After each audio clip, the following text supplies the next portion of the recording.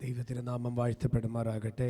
ഈ വാരാന്ത്യസന്ധ്യയിൽ ദൈവത്തിൻ്റെ വചനവുമായി ദൈവജനത്തോടൊപ്പം ഈ ദേശത്തായിരിക്കാൻ സ്വർഗം എൻ്റെ മേൽ ചൊരിഞ്ഞ വലിയ കൃപയ്ക്ക് ഞാൻ രക്ഷകൻ്റെ പാദത്തിങ്കിൽ സ്തുതിയും സ്തോത്രവും അർപ്പിക്കുന്നു. ഞാൻ അയോഗ്യനെങ്കിലും ഞാൻ അപ്രാപ്തനെങ്കിലും സ്വർഗത്തിലെ ദൈവം എൻ്റെ മേൽ പകരുന്ന അളവില്ലാത്ത കൃപയൊന്നു മാത്രമാണ് എന്നെ തിരുസന്നിധിയിൽ നിർത്തിയിരിക്കുന്നതെന്നുള്ള നല്ല തിരിച്ചറിവോടുകൂടെ എന്നെ തന്നെ ദൈവം മുൻപാകെ വിനയപ്പെടുത്തി ദൈവകൃപയ്ക്കായി കെഞ്ചിക്കൊണ്ട് ഞാൻ ദൈവവചന ശുശ്രൂഷയിലേക്ക് പ്രവേശിക്കുന്നു. ഈ മീറ്റിങ്ങിലേക്ക് എനിക്ക് ലഭിച്ച ക്ഷണത്തെ എനിക്ക് ലഭിച്ച ഒരനുഗ്രഹമായി തന്നെ ഞാൻ ഏറ്റുപറയുന്നു. ക്രിസ്തുവിൽ ഞാൻ ഒത്തിരി ആദരിക്കുന്ന, സ്നേഹിക്കുന്ന ഈ ദേശത്തിൻ്റെ നടുവിൽ അത്ഭുതകരമായി ദൈവകരങ്ങളിൽ ഉപയോഗിക്കപ്പെട്ട ആത്മീയ പിതാവ് പാസ്റ്റർ രാജു ചെറിയാൻ അവർകൾ, കർത്താവിൻ്റെ ദാസനോട് കൂടെ വന്ന പ്രിയപ്പെട്ടവർ, ഓരോരുത്തരെ ഓർത്ത് ദൈവത്തെ സ്തുതിക്കുന്നു. ഈ ബലഹീനതയിൽ ഈ പടിക്കെട്ടുകളൊക്കെ കയറി ഈ സമയം നമ്മളോടൊപ്പം ചെലവഴിപ്പാൻ കടന്നു വന്നതിൽ ഒത്തിരി സ്നേഹവും ആദരവും അഭിഷിക്തനോട് അറിയിക്കുന്നു. പാസ്റ്റർ ലാൽ അവർകൾ, എല്ലാ ദൈവജനങ്ങൾ, നിങ്ങൾ ഓരോരുത്തരെയും വന്ദനം ചെയ്യുന്നു. ഞാൻ സഹോദരതുല്യം എൻ്റെ ഹൃദയത്തിൽ സൂക്ഷിക്കുന്ന ചുരുക്കം ചില അഭിഷിക്തന്മാരിൽ ഒരുവനാണ് പാസ്റ്റർ എബിൻ അവർകൾ. ഞങ്ങൾക്ക് നൽകിയ ദൈവിക ബന്ധം അത് ദൈവനിയോഗം ഉള്ളതായിരുന്നെന്ന് ഉള്ള തിരിച്ചറിവെല്ലായ്പ്പോഴും എൻ്റെ ഹൃദയത്തിലുണ്ട്. ആകയാലാകുന്നു കർത്താവിൻ്റെ ദാസൻ ഇങ്ങനെ ഒരു മീറ്റിങ്ങിനെ കുറിച്ച് പറഞ്ഞപ്പോൾ സന്തോഷപൂർവ്വം ഞാൻ കടന്നു വന്നത്. സാധാരണമായി ഞാൻ ഞായറാഴ്ച പത്തനംതിട്ട ചർച്ച് വിട്ടെങ്ങും പോകാറില്ല. എന്നാൽ ഈ വർഷത്തിൽ ഏതാണ്ട് 4 ആരാധന, അതിൽ മൂന്നാമത്തേതാണ് നാളെ. 4 ആരാധനകൾ അത് മാറ്റിവെക്കേണ്ടത് വന്നു. ഈ ഇന്ത്യയിൽ തന്നെ അത് 4ഉം എൻ്റെ ഹൃദയബന്ധത്തിനോടുള്ള ഹൃദയബന്ധത്തിൻ്റെ ഹൃദയ അടുപ്പത്തിൻ്റെ ബന്ധത്തിലാണ് ആ 4 മീറ്റിങ്ങുകളും ഞാൻ കൈമാറിയത്. കർത്താവിൻ്റെ ദാസനോടൊപ്പമായിരിക്കുന്ന നിമിഷങ്ങളെ ഓർത്ത് ദൈവത്തെ സ്തുതിക്കുന്നു. കർത്താവിൻ്റെ ദാസനിൽ ദൈവത്തിനുള്ള എല്ലാ മുൻനിർണയങ്ങൾക്കായും ദൈവത്തെ വാഴ്ത്തുന്നു. ഇന്ന് രാത്രികാലം വേഗത്തിൽ ദൈവവചനത്തിലേക്ക് പ്രവേശിക്കുകയാണ്. തുറന്ന മനസ്സോടെ, സ്വീകരണ മനോഭാവത്തോടെ ദൈവസന്നിധിയിൽ നമുക്ക് ആയിരിക്കാം. നിങ്ങളെ ഇവിടെ ഇരിക്കുന്ന ഏറിയ പങ്കാൾക്കാരും ദൈവവചനത്തിൻ്റെ ആഴങ്ങളും അർത്ഥങ്ങളും അറിയാവുന്നവരാണ്. തിരുവചനത്തിൽ ഏതൊരു വാക്യമെടുത്ത് പ്രസംഗിച്ചാലും ആ വചനത്തെ നിങ്ങൾ വായിച്ചിട്ടുള്ളവരും പഠിച്ചിട്ടുള്ളവരും, അല്ലെങ്കിൽ മുൻപൊരിക്കൽ എന്നേക്കാൾ ശ്രേഷ്ഠനായ ദൈവഭൃത്യനിൽ കൂടെ അതേ വാക്യത്തിൽ നിന്ന് നിങ്ങൾ ദൈവവചന ശുശ്രൂഷ ലഭിച്ചവരുമൊക്കെയാണ്. ആകയാൽ നിങ്ങൾ അറിഞ്ഞതിൽ നിന്ന് വ്യത്യസ്തമായതും നൂതനമായതൊന്നും സങ്കല്പിപ്പാനോ നിങ്ങളോട് പങ്കുവയ്പ്പാനോ ഞാൻ പ്രാപ്തനല്ല. എങ്കിലും വിശുദ്ധ യൂദാസ് അപ്പോസ്തലൻ തൻ്റെ ലേഖനത്തിൽ പറയുന്ന ഒരു ഭാഗമുണ്ട്: നിങ്ങൾ സകലവും ഒരിക്കൽ അറിഞ്ഞവരെങ്കിലും ഞാൻ പിന്നെയും നിങ്ങളെ ഓർപ്പിപ്പാൻ ഇച്ഛിക്കുന്നത് എന്തെന്നാൽ. ആകയാൽ ഒരു സ്മരണ എന്നതിനപ്പുറമായി ഈ ശുശ്രൂഷയിൽ എന്നെ കൊണ്ടൊന്നും കഴിയുകയില്ല എന്നുള്ള നല്ല ബോധ്യത്തോടുകൂടെ ഞാൻ ദൈവവചന ശുശ്രൂഷയിലേക്ക് പ്രവേശിക്കുകയാണ്. ഇന്ന് രാത്രിയിൽ നമ്മുടെ ധ്യാനത്തിനായി എഫെസ്യ ലേഖനം 1-ാം അധ്യായം 23-ാം വാക്യം, അവസാന വാക്യം വായിച്ചുകൊണ്ട് ദൈവവചനത്തിലേക്ക് പ്രവേശിക്കാം. എഫെസ്യ ലേഖനം 1-ാം അധ്യായം 23-ാം വാക്യം. അവനെ സർവ്വത്തിനും മീതെ തലയാക്കി എല്ലാറ്റിനും എല്ലാം നിറയ്ക്കുന്നവന്റെ നിറവായിരിക്കുന്ന അവന്റെ ശരീരമായ സഭയ്ക്ക് കൊടുക്കുകയും ചെയ്തു. എല്ലാറ്റിലും എല്ലാം നിറയ്ക്കുന്നവന്റെ നിറവായ അവന്റെ ശരീരമായ സഭയ്ക്ക് കൊടുക്കുകയും ചെയ്തിരിക്കുന്നു. എന്നോട് ചേർന്നൊന്ന് പറയാമോ? എല്ലാറ്റിലും എല്ലാം നിറയ്ക്കുന്നവന്റെ നിറവായ ശരീരമായ സഭ. വിശുദ്ധ പൗലോസ് ഇവിടെ 2 വെളിപ്പാടുകളാണ് പറയുന്നത്. ഒരു വെളിപ്പാട് ക്രിസ്തുവിനെക്കുറിച്ചുള്ള വെളിപ്പാടാണ്. രണ്ടാമത്തെ വെളിപ്പാട് സഭയെക്കുറിച്ചുള്ള വെളിപ്പാടാണ്. ക്രിസ്തുവിനെക്കുറിച്ച് അദ്ദേഹം പറയുന്നത് ഇങ്ങനെയാണ്: അവൻ എല്ലാറ്റിലും എല്ലാം നിറയ്ക്കുന്നവനാണ്. അപ്പോൾ സഭയെക്കുറിച്ച് രണ്ടാമത്തെ വെളിപ്പാട് പറയുകയാണ്: എല്ലാറ്റിൻ്റെയും നിറവാണ് സഭ. സഭയെക്കുറിച്ച് 2 തലങ്ങളാണ് താൻ പറയുന്നത്. ഒന്ന്, സഭ ക്രിസ്തുവിൻ്റെ ശരീരമാണ്. അതിൻ്റെ മുകൾ വാക്യത്തേക്ക് ചേർത്ത് പഠിക്കുമ്പോൾ നമുക്ക് കാണുവാൻ കഴിയും, എല്ലാറ്റിനും മീതെ അവനെ തലയാക്കി വെച്ചു. തലയായിരിക്കുന്ന ക്രിസ്തു, ശരീരമായിരിക്കുന്ന സഭ. അതല്ല, എന്നാൽ ഈ വാക്യത്തിലേക്ക് കടന്നു വരുമ്പോൾ 2 വെളിപ്പാടുകളാണ് പറയുന്നത്. ഒന്ന്, നിറയ്ക്കുന്നവനായിരിക്കുന്ന ക്രിസ്തു; 2, നിറവായിരിക്കുന്ന സഭ. ഈ എഫെസ്യ ലേഖനത്തിൻ്റെ ഓരോ ഭാഗങ്ങളിലേക്ക് നാം കടന്നു ചെന്ന് കഴിഞ്ഞാൽ ഏത് വെളിപ്പാടിനകത്ത് ശ്രദ്ധിച്ചാലും ക്രിസ്തു എന്ന വെളിപ്പാടും സഭ എന്ന വെളിപ്പാടിനെയും കോർത്തിണക്കിക്കൊണ്ടാണ് പൗലോസ് സംസാരിക്കുന്നത്. ഇവിടെ 2 വെളിപ്പാടുകളെ പറയുന്നു. ഒന്ന്, ക്രിസ്തുവിനെക്കുറിച്ചുള്ള വെളിപ്പാട്; 2, ക്രിസ്തു സഭയെക്കുറിച്ചുള്ള വെളിപ്പാട്. ഇന്ന് രാത്രികാലം ഞാൻ ക്രിസ്തുവിനെക്കുറിച്ചുള്ള വെളിപ്പാടിലേക്ക് പ്രവേശിക്കുവാനും നാളെ ആരാധനയിൽ ക്രിസ്തു സഭയെക്കുറിച്ചുള്ള വെളിപ്പാട് പങ്കുവയ്പ്പാനും ഞാൻ ആഗ്രഹിക്കുകയാണ്.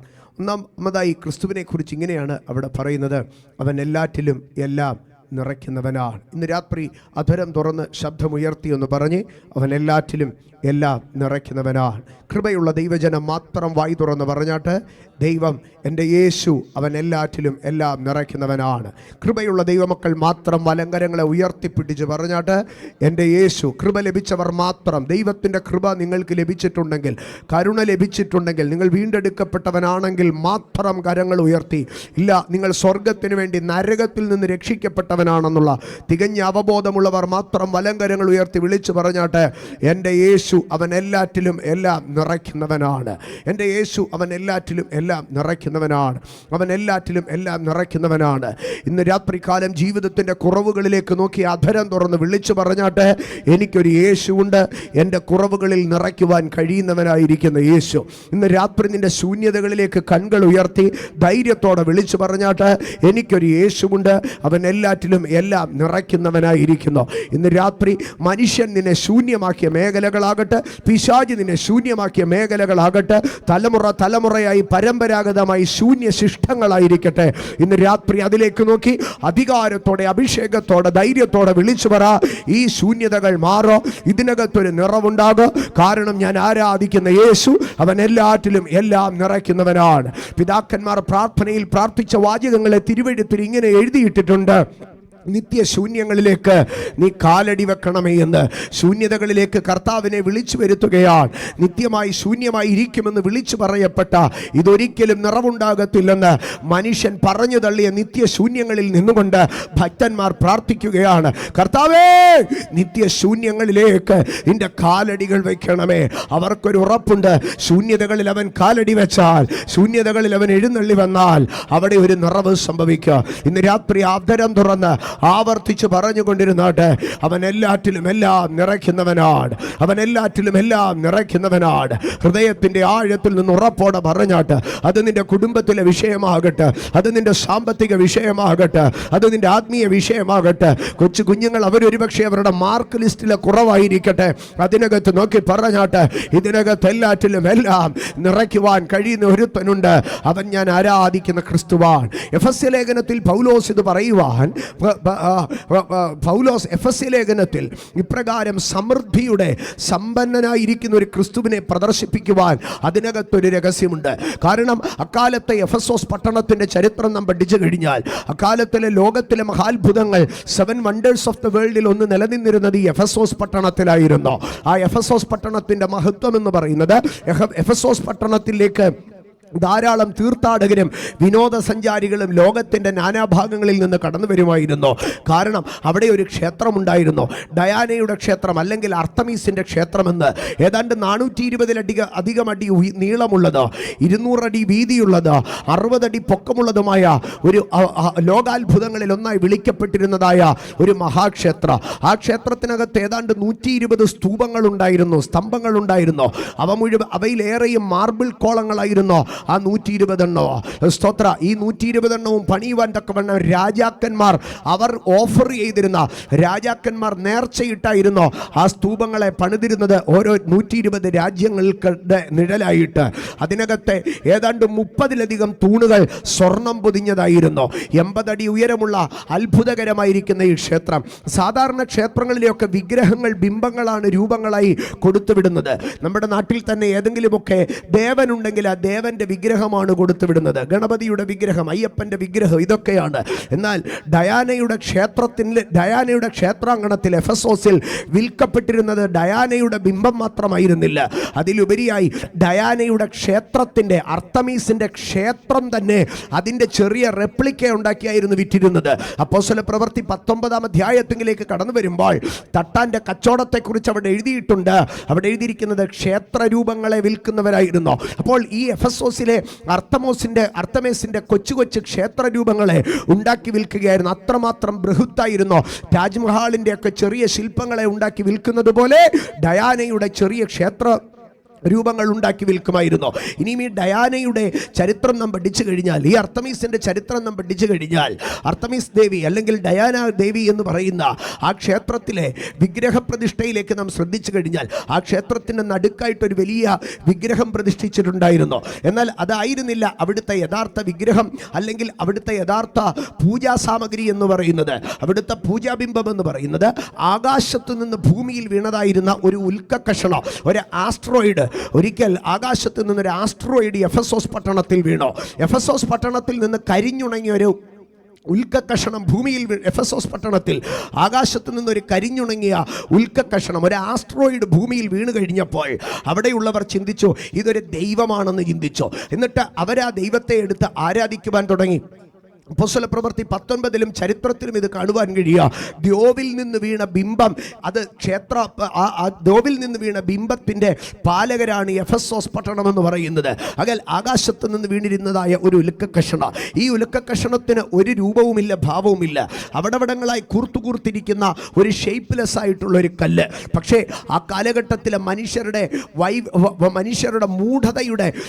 മൂഢതയുടെ അതിപ്രസരം കൊണ്ട് അവരാ ഷേപ്പിൽ രൂപമില്ലാത്ത കല്ലിനെ എടുത്തു വെച്ചിട്ട് പറഞ്ഞു ഇതൊരു സ്ത്രീയാണെന്ന് പറഞ്ഞു. എന്നിട്ട് ആ കല്ല് മുഴുവൻ മുഴച്ചിരിക്കുന്ന ഭാഗങ്ങളെ നോക്കിയിട്ട് പറഞ്ഞു ഇത് മുഴുവൻ ആ സ്ത്രീയുടെ കുജങ്ങളാണെന്ന് പറഞ്ഞു.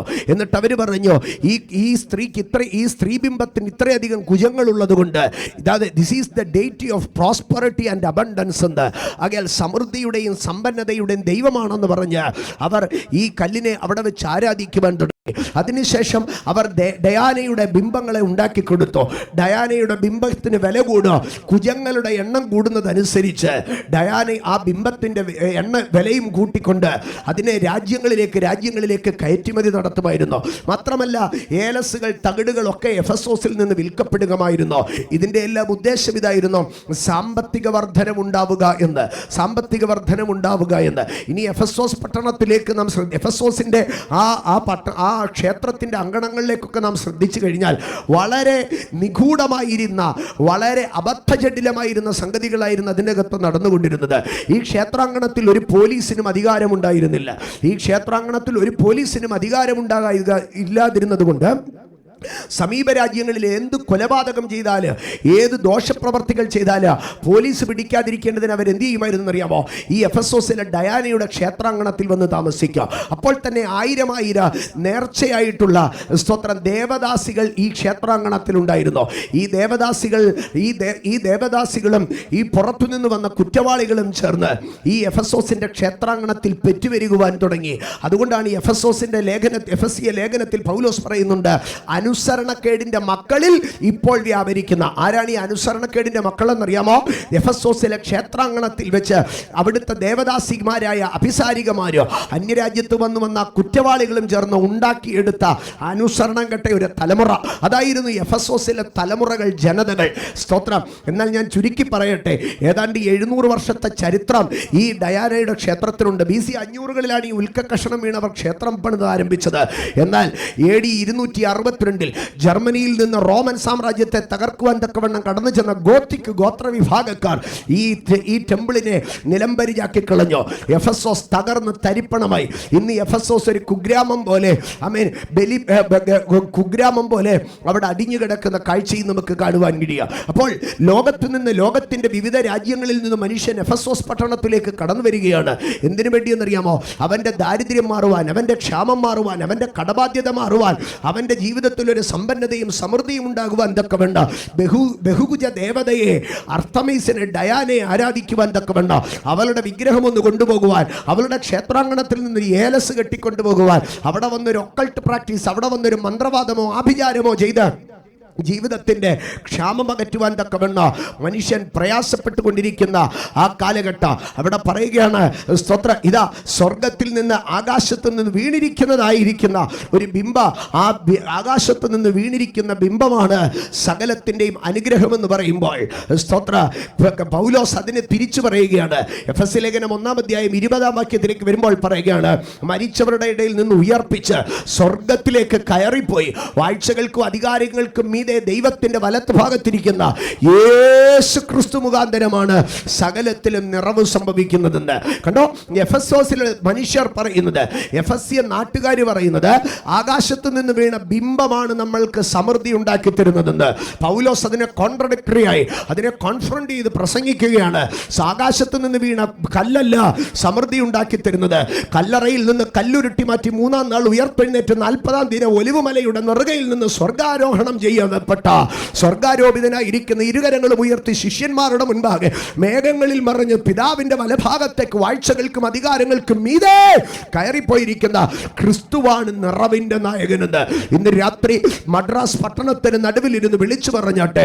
കല്ലിലും ശിലയിലും സമൃദ്ധി തേടുന്ന മനുഷ്യരെ നോക്കി, അമേ കല്ലിലും ശിലയിലും അനുഗ്രഹം തേടുന്ന മനുഷ്യരെ നോക്കി പറഞ്ഞാട്ട്, കല്ലിനകത്തല്ല എൻ്റെ അനുഗ്രഹം ഇരിക്കുന്നത്, കല്ലിനെ ഉരുട്ടി മാറ്റി പാറകളെ ഭേദിച്ച് സ്വർഗത്തിലേക്ക് കയറിപ്പോയ യേശു ക്രിസ്തുവിലാണ് എൻ്റെ അനുഗ്രഹം ഇരിക്കുന്നത്. ഇന്ന് രാത്രി വിശ്വസിക്കുന്ന ദൈവജനം മാത്രം, കൃപ അനുഭവിക്കുന്ന ദൈവജനം മാത്രം കരമടിച്ച് ദൈവത്തിന് സ്തോത്രം പറഞ്ഞാട്ട്, കല്ലല്ല ശിലയല്ല എൻ്റെ അനുഗ്രഹം കൊണ്ടുവരുന്നത്. ആമേൻ. കല്ലിനെ ഉരുട്ടി നീക്കി 3-ാം നാൾ വാഴ്ചകളെ അധികാരങ്ങളെയും ഭേദിച്ച് റോമൻ ചക്രവർത്തിയുടെ മുദ്രണങ്ങളെ പൊട്ടിച്ച് ഉയർത്തെഴുന്നേറ്റ് കല്ലറകളിൽ നിന്ന് പുറത്തു വന്ന ഒലിവുമലയിൽ നിന്ന് സ്വർഗാരോഹണം ചെയ്ത സ്വർഗാരോപിതനായിരിക്കുന്ന ക്രിസ്തു മുഖാന്തരം യേശു ക്രിസ്തു മുഖാന്തരം ഞാൻ അനുഗ്രഹിക്കപ്പെടാം. എല്ലാറ്റിലും എല്ലാം നിറയ്ക്കുന്നവൻ അവൻ യേശു ക്രിസ്തുവാണ്. ഇന്ന് രാത്രി എത്ര പേർ ശബ്ദമുയർത്തി പറയുക, എല്ലാറ്റിലും എല്ലാം നിറയ്ക്കുന്നവൻ അവൻ യേശു ക്രിസ്തുവാണ്. നിന്റെ ശൂന്യതകളെ നോക്കി ഇന്ന് രാത്രി വിളിച്ചു പറ, എനിക്കൊരു യേശുവുണ്ട്, എനിക്കൊരു യേശുവുണ്ട്. അവൻ എല്ലാറ്റിലും എല്ലാം നിറയ്ക്കുന്നവനാണ്. യേശുവിൻ്റെ ഐഹിക ജീവിതത്തിലേക്ക് നാം കടന്നു ചെന്നാൽ, യേശുവിൻ്റെ ഐഹിക ജീവിതം മുഴുവനും നിറവുകളുടേതായിരുന്നു. യേശുവിൻ്റെ ഐഹിക ജീവിതത്തിൽ ഭൂമിയിലായിരുന്ന ശുശ്രൂഷാകാലത്തും ജീവിതയാത്രയിലും മുഴുവന് യേശു നിറയ്ക്കുന്നവനായിരുന്നു. യേശുവിൻ്റെ അത്ഭുത പ്രവർത്തികൾ ആരംഭിക്കുന്നത് കുറവുകളുടെ നടുവിലാണ്, ഇല്ലായ്മയുടെ നടുവിലാണ് യേശു തന്നെ മഹത്വം വെളിപ്പെടുത്താൻ തുടങ്ങിയത്. യേശു ഭൂമിയിൽ വന്ന് ആദ്യം തന്നെ മഹത്വം വെളിപ്പെടുത്തിയത് എവിടെയെന്ന് ചോദിച്ചാൽ, യോഹന്നാന്റെ സുവിശേഷം 2-ാം അധ്യായത്തിലേക്ക് കടന്നു വന്ന് നമ്മൾ പറയാം, അതാ ഗലീലയിലെ കാനാവിലെ വീട്ടിൽ വെച്ചാണെന്ന്. കുറവുകൾ സംഭവിച്ച വീട്ടിൽ, അപ്രതീക്ഷിതമായ പ്രശ്നങ്ങൾ സംഭവിച്ച വീട്ടിൽ, ഒരു ജീവിതത്തിൽ തീർത്താൽ തീരാത്ത നിന്ദയും അപമാനവും ലജ്ജയും വരാൻ സാധ്യതയുള്ള വീട്ടിൽ യേശു കയറി ചെന്നോ. ആ വീടിൻ്റെ വാതിൽക്കൽ ശൂന്യമായിരുന്ന കൽഭരണികളിൽ യേശു നിറയ്ക്കുവാൻ തുടങ്ങി. അവിടെ നിന്ന് ആരംഭിച്ച നിറവ് ആ വീടിൻ്റെ വിരുന്നുശാലയിലേക്ക് വ്യാപരിച്ചോ. ആ കുടുംബം മുഴുവനും ഒരു അസാധാരണ നിറവിനെ യേശു പങ്കുവെച്ചോ. ആ നിറവിനെ കുറിച്ച് ഇങ്ങനെയാണ് എഴുതിയിരിക്കുന്നത്, അവൻ തൻ്റെ മഹത്വത്തെ വെളിപ്പെടുത്തി. ഇന്ന് രാത്രി കാനായിലെ കുറവുകളെ തീർത്ത യേശുവിനെ നോക്കി വിളിച്ചു പറഞ്ഞാട്ട്, ആമേൻ. കൽഭരണികളിൽ മുറിവേറ്റ ഒരു കൽഭരണിയുടെ ചരിത്രം നാം ശ്രദ്ധിച്ചാൽ, ആഴത്തിലേറ്റ മുറിവുകളാണ് ഒരു കൽഭരണിയെ വലുതാക്കി തീർത്തത്. ഈ കൽഭരണി പറയും, പണ്ട് ഞാൻ ശൂന്യമായിരുന്നില്ല, പണ്ടോ ഞാൻ ഉറപ്പുള്ളവനായിരുന്നു, ഞാൻ എൻ്റെ അകത്തൊന്നിനും കുറവില്ലായിരുന്നു. എന്നാൽ മനുഷ്യൻ ഉളിയും ചുറ്റികയും കൊണ്ട് അടിച്ചടിച്ച് എന്നെ എന്താക്കി തീർത്തോ, എന്നെ പൊള്ളയാക്കി തീർത്തോ. എന്നാൽ ഇന്ന് ഞാൻ പൊള്ളയായിരിക്കുന്നത് കൊണ്ട് എൻ്റെ ഉറപ്പുള്ള കല്ല് എനിക്ക് നഷ്ടപ്പെട്ടോ. പക്ഷേ ഇന്നെനിക്ക് അത്ഭുതങ്ങളെ വരുത്തിയെടുക്കുവാൻ കഴിയുന്ന വെള്ളത്തെ വഹിക്കുവാൻ കഴിയുന്നുണ്ട്. ഇന്ന് രാത്രി ഞാനൊരു കാര്യം പറയട്ടെ, മനുഷ്യൻ നിന്നെ കൊത്തുളി കൊണ്ട് കൊത്തിയടിച്ച് ചുറ്റിക കൊണ്ട് അടിച്ചു മറിച്ച് നിന്റെ ജീവിതത്തിൽ നിന്ന് പലതും ശൂന്യമാക്കുമ്പോൾ, നിനക്ക് പാരമ്പര്യ ജന്മന ഉള്ള സിദ്ധികളെ പോലും അവൻ ശൂന്യമാക്കി കളയുമ്പോൾ, ഇന്ന് രാത്രി തിരിച്ചറിയണം, മനുഷ്യൻ ശൂന്യമാക്കിയ ഇടത്ത് ദൈവത്തിന് ചിലത് നിറയ്ക്കുവാനുണ്ട്. ഒഴിഞ്ഞ 6 കൽഭരണികളിൽ വീണ്ടെടുപ്പിന്റെ അടയാളമായ 6 ചൂണ്ടിക്കാണിച്ചുകൊണ്ട് അവൻ കൽഭരണികളെ നിറച്ചു. വീണ്ടെടുപ്പിന്റെ കൽഭരണികൾ നിറച്ചപ്പോൾ അകത്ത് ശൂന്യതകൾ മാറി അവിടെ വീഞ്ഞിന്റെ നിറവുകളെ നൽകി കർത്താവ് കാനായിൽ നിറവ് നൽകുകയുണ്ടായി. ഇന്ന് രാത്രികാലം വിശ്വസിച്ചാട്ടെ, കാനായിൽ നിറച്ച ദൈവം എൻ്റെ ശൂന്യതകളെ നിറയ്ക്കുവാൻ ശക്തനാണ്. യേശു ഗലീലയിൽ പ്രസംഗിക്കുകയാണ്. യേശു ഗലീലയിൽ പ്രസംഗിച്ച് 3 ദിവസങ്ങൾ കഴിഞ്ഞു. ശിഷ്യന്മാർ അരികെ വന്നിട്ട് പറഞ്ഞു, നാഥാ, ഇവരെ പറഞ്ഞു വിടേണോ, ഇനിയും ഇവർ നിന്നാൽ തളർന്നു പോകും, നിന്റെ പ്രസംഗം നീണ്ടുപോകുന്നു, പ്രസംഗം കൃത്യമായിട്ട് നിർത്തണോ, എല്ലാത്തിനും ഒരു ഡിസിപ്ലിൻ വേണോ. യേശുവിൻ്റെ അടുക്കൽ വന്ന് പറയുകയാണ്, നാഥാ, പ്രസംഗം നീണ്ടുപോകുന്നു, 3 ദിവസമായി, മീറ്റിംഗ് നിർത്താൻ സമയമായി. യേശു അവരുടെ അടുക്കൽ പറഞ്ഞു, മീറ്റിംഗ് എപ്പോൾ നിർത്തുന്നുവെന്നുള്ളതല്ല വിഷയം, വിടുന്ന ജനത്തെ വെറുതെ വിട്ടുകളയാൻ എനിക്ക് മനസ്സ് തോന്നുന്നില്ല എന്ന് പറഞ്ഞു. യേശു ശിഷ്യന്മാരുടെ അടുക്കൽ പറഞ്ഞു, സ്തോത്ര, മീറ്റിംഗ് നിർത്താൻ ഡിസിപ്ലിൻ പറയാൻ കൺട്രോൾ ചെയ്യാൻ വന്ന ശിഷ്യന്മാരുടെ അടുക്കൽ യേശു പറഞ്ഞു, കൺട്രോളൊക്കെ പിന്നെ ചെയ്യുക, ആദ്യം നീ ഇവർക്ക് ഭക്ഷണം കൊടുക്കാൻ പറഞ്ഞു. അവർ പറഞ്ഞു, ഞങ്ങൾക്ക് ഭക്ഷണം കൊടുക്കാൻ ഞങ്ങളെ കൊണ്ട് പ്രാപ്തിയില്ല, ഞങ്ങൾക്കൊന്നും കൊടുക്കാൻ പ്രാപ്തിയില്ല, പക്ഷെ ഒന്നിന് മാത്രം പ്രാപ്തിയുണ്ട്. എന്തിനാണെന്നറിയാമോ? കൺട്രോൾ ചെയ്യാൻ പ്രാപ്തിയുണ്ട്. ഞങ്ങൾക്ക് ജീവിതത്തിൽ ഒരു മനുഷ്യൻ്റെ കഷ്ടതയിൽ ഞങ്ങൾക്ക് സഹായിക്കാൻ പ്രാപ്തിയില്ല, വചനം പ്രസംഗിക്കാൻ പ്രാപ്തിയില്ല, പാട്ടുപാടാൻ പ്രാപ്തിയില്ല, ജനത്തെ സഭയെ വർധനവിലേക്ക് കൊണ്ടുവരാൻ പ്രാപ്തിയില്ല, ഒന്നിനും ഞങ്ങൾക്ക് പ്രാപ്തിയില്ല. പക്ഷെ ഞങ്ങൾക്ക് എന്തിന് പ്രാപ്തിയുണ്ടെന്നറിയാമോ? കാര്യങ്ങളെയൊക്കെ കൺട്രോൾ ചെയ്യാൻ, ഡിറക്ഷൻ പറയാൻ, അഭിപ്രായം പറയാൻ, ന്യായം പറയാൻ ഞങ്ങൾക്ക് പ്രാപ്തിയുണ്ട്. യേശു ശിഷ്യന്മാരെ വിട്ടില്ല. അങ്ങനെ നീ എന്നും കൺട്രോൾ പറഞ്ഞിരുന്ന നീ സഭയ്ക്കകത്ത് വലിയ മെനക്കേടാകും ഭാവിയിൽ. അതുകൊണ്ട് നീ കൺട്രോൾ പറഞ്ഞിരുന്ന പോരാ, ഇന്ന് നീ ഇവിടെ ചില ഉത്തരവാദിത്തങ്ങളെ ഏറ്റെടുക്കണം. യേശുവിൻ്റെ അടുക്കൽ പറഞ്ഞു. യേശു ശിഷ്യന്മാരുടെ അടുക്കൽ ചോദിച്ചപ്പോൾ ശിഷ്യന്മാർ പറയുകയാണ്, കർത്താവേ, ഒരു ബാലകൻ ഇവിടെ 5 അപ്പവും 2 മീനുമായി ഞങ്ങളുടെ അടുക്കൽ വന്നിട്ടുണ്ട്. 5 അപ്പവും 2 മീനുമായി വന്ന ബാലകനെ യേശു അവരെ വിളിപ്പിക്കുകയാണ്. അവരത് കൊണ്ടുവന്ന് യേശുവിൻ്റെ അടുക്കൽ കൊടുത്തു. യേശു സ്വർഗത്തിലേക്ക് നോക്കി വാഴ്ത്തി നുറുക്കി ശിഷ്യന്മാരുടെ കയ്യിൽ തിരികെ കൊടുത്തു. അവരതുമായി കൊണ്ടുപോയി പന്തിക്കിരുത്തി ജനത്തിന് വാരിക്കൊടുത്തു. എന്നാൽ അതിൻ്റെ അവസാനം ഇങ്ങനെയാണ് എഴുതിയിരിക്കുന്നത്, ശേഷിച്ച കഷണം 12 കൊട്ട നിറച്ചെടുത്തു. 12 കൊട്ട നിറച്ചെടുത്തോ. കണ്ടോ, അവൻ വീഞ്ഞു കൊടുത്താൽ നിറവുണ്ടായിരിക്കുക, അവൻ അപ്പം കൊടുത്താൽ നിറവുണ്ടായിരിക്കുക. എൻ്റെ സഹോദരങ്ങളെ, യേശു കർത്താവിൻ്റെ ശുശ്രൂഷയുടെ ആരംഭവും അവസാനവുമായിരിക്കുന്ന ഐഹിക ശുശ്രൂഷയുടെ പ്രാരംഭവും അവസാനവും നിറവിനകത്താണ് ആരംഭിക്കുന്നത്. കാനായിലെ കല്യാണ വിരുന്നിനപ്പുറം യേശുവിൻ്റെ പ്രഭാഷണ പരമ്പരയിലേക്ക് പ്രവേശിച്ചാൽ, യേശു ഒരിക്കൽ ഗലീല തടാകതീരത്തുകൂടെ നടന്നു പോകുമ്പോൾ പത്രോസ് അവിടെ നിന്ന് വല കഴുകുന്നത് കണ്ടു. ആ വല കഴുകുന്ന പത്രോസിൻ്റെ അരികത്തേക്ക് കടന്നു ചെന്ന് പടകിൽ കയറി നിന്ന് യേശു വചനം പ്രഘോഷിച്ചു. അതിനനന്തരം പത്രോസിൻ്റെ അടുക്കൽ പറഞ്ഞു, പത്രോസേ, നീ ആഴത്തിലേക്ക് ഇറക്കി വല വീശാൻ പറഞ്ഞു. ആമേൻ. യേശു പ്രഭാഷണം ആരംഭിക്കുമ്പോൾ ശൂന്യമായ പത്രോസിൻ്റെ വലയെ നിറയ്ക്കുകയായിരുന്നു.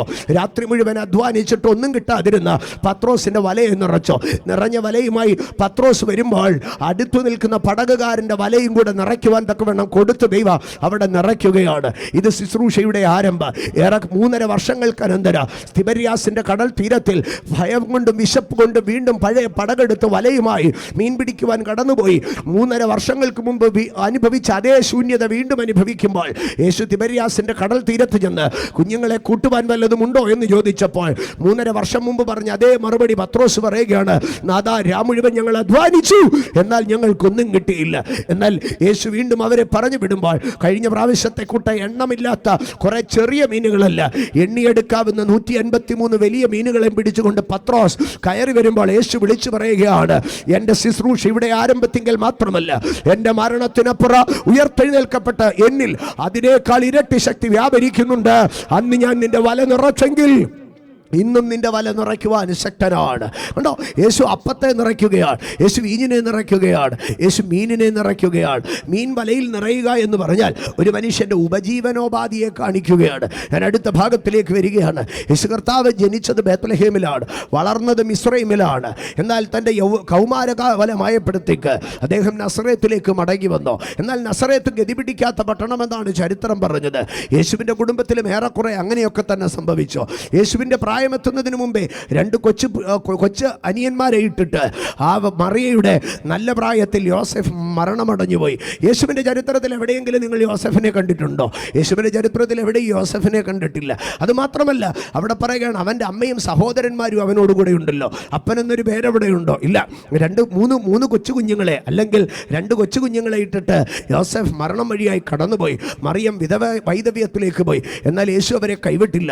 യേശു ആ നസറേത്തിൽ ഒരു ചെറിയ ആശാരിക്ക് ഒരു കാർപ്പൻട്രി വർക്ക്ഷോപ്പ് നടത്തി. യേശു ആ വീടിനെ പുലർത്തി. ഏതാണ്ട് 30 വയസ്സായപ്പോൾ യേശു അവിടെ നിന്ന് ഈ ഇളയത്തുങ്ങളെ വിളിച്ചുകൊണ്ട് നസറേത്ത് എന്ന കുഗ്രാമത്തിൽ നിന്ന് കഫർനഹൂം എന്ന മനോഹരമായ പട്ടണത്തിലേക്ക് കടന്നു വന്ന് അവിടെ ഒരു കൊച്ചു വീട് മേടിച്ച് അമ്മയെയും സഹോദരന്മാരെയും അവിടെ പാർപ്പിച്ചു. യേശുവിൻ്റെ ശുശ്രൂഷയുടെ ആദ്യകാലങ്ങളിൽ യേശു ശുശ്രൂഷിക്കുന്നത് കഫർനഹൂമിലെ തൻ്റെ വീട്ടിലായിരുന്നു. ഒരു നാളിൽ യേശു കഫർനഹൂമിലെ വീട്ടിലുണ്ടെന്നറിഞ്ഞ് ജനം മുഴുവൻ അവിടെ കിരച്ചു വന്നോ. ഈ വീടിൻ്റെ വാതിൽക്കൽ പോലും നിൽക്കുവാൻ സ്ഥലമില്ലാതെ വണ്ണം നിറയുകയാണ്. അപ്പോഴാണ് മച്ചു പൊളിച്ച് 4 പേർ ഒരുവനെ യേശുവിൻ്റെ മുമ്പിലേക്ക് ഇറക്കുന്നത്. ഞാൻ പറഞ്ഞു വന്നതിൻ്റെ സാര, യേശു കഫർനഹൂമിലെ വീട്ടിലുണ്ടെങ്കിൽ ആ വീട് നിറയും. ഇന്ന് രാത്രികാലം ഞാൻ വിളിച്ചു പറയട്ടെ, ദൈവസഭയോട് ഞാൻ വിളിച്ചു പറയട്ടെ, കർത്താവിൻ്റെ സാന്നിധ്യം സഭയ്ക്കകത്തുണ്ടെങ്കിൽ സഭ നിറഞ്ഞു കവിയുന്നത് കാണാൻ കഴിയുക. കർത്താവിൻ്റെ സാന്നിധ്യം സഭയ്ക്കകത്തുണ്ടെങ്കിൽ സഭ നിറഞ്ഞു കവിയുന്നത് കാണുവാൻ കഴിയുക. ഇന്ന് കാലത്ത് ഞാൻ വിമർശനാത്മകമായി പറയുകയല്ല, പക്ഷേ സ്വയപരിശോധനയ്ക്ക് ആവശ്യമായി പറയുകയാണ്. ഇന്ന് നമ്മൾ പറയും അവർക്കൊന്നും കറക്റ്റ് ഉപദേശമില്ലാത്തത് കൊണ്ട് ആള് കൂടുന്നത്, നമ്മളൊക്കെ ഭയങ്കര ഉപദേശമുള്ളത് കൊണ്ട് നമ്മളുടെ കൂടെ ആളുകൂട് ഇല്ലാത്തതെന്ന്. ഇല്ലില്ല, മുട്ടാത്തർക്കം പറഞ്ഞ് നമുക്ക് ഒഴിഞ്ഞു പോകാൻ കഴിയുക. പക്ഷെ ബൈബിൾ അങ്ങനെയല്ല പറയുന്നത്.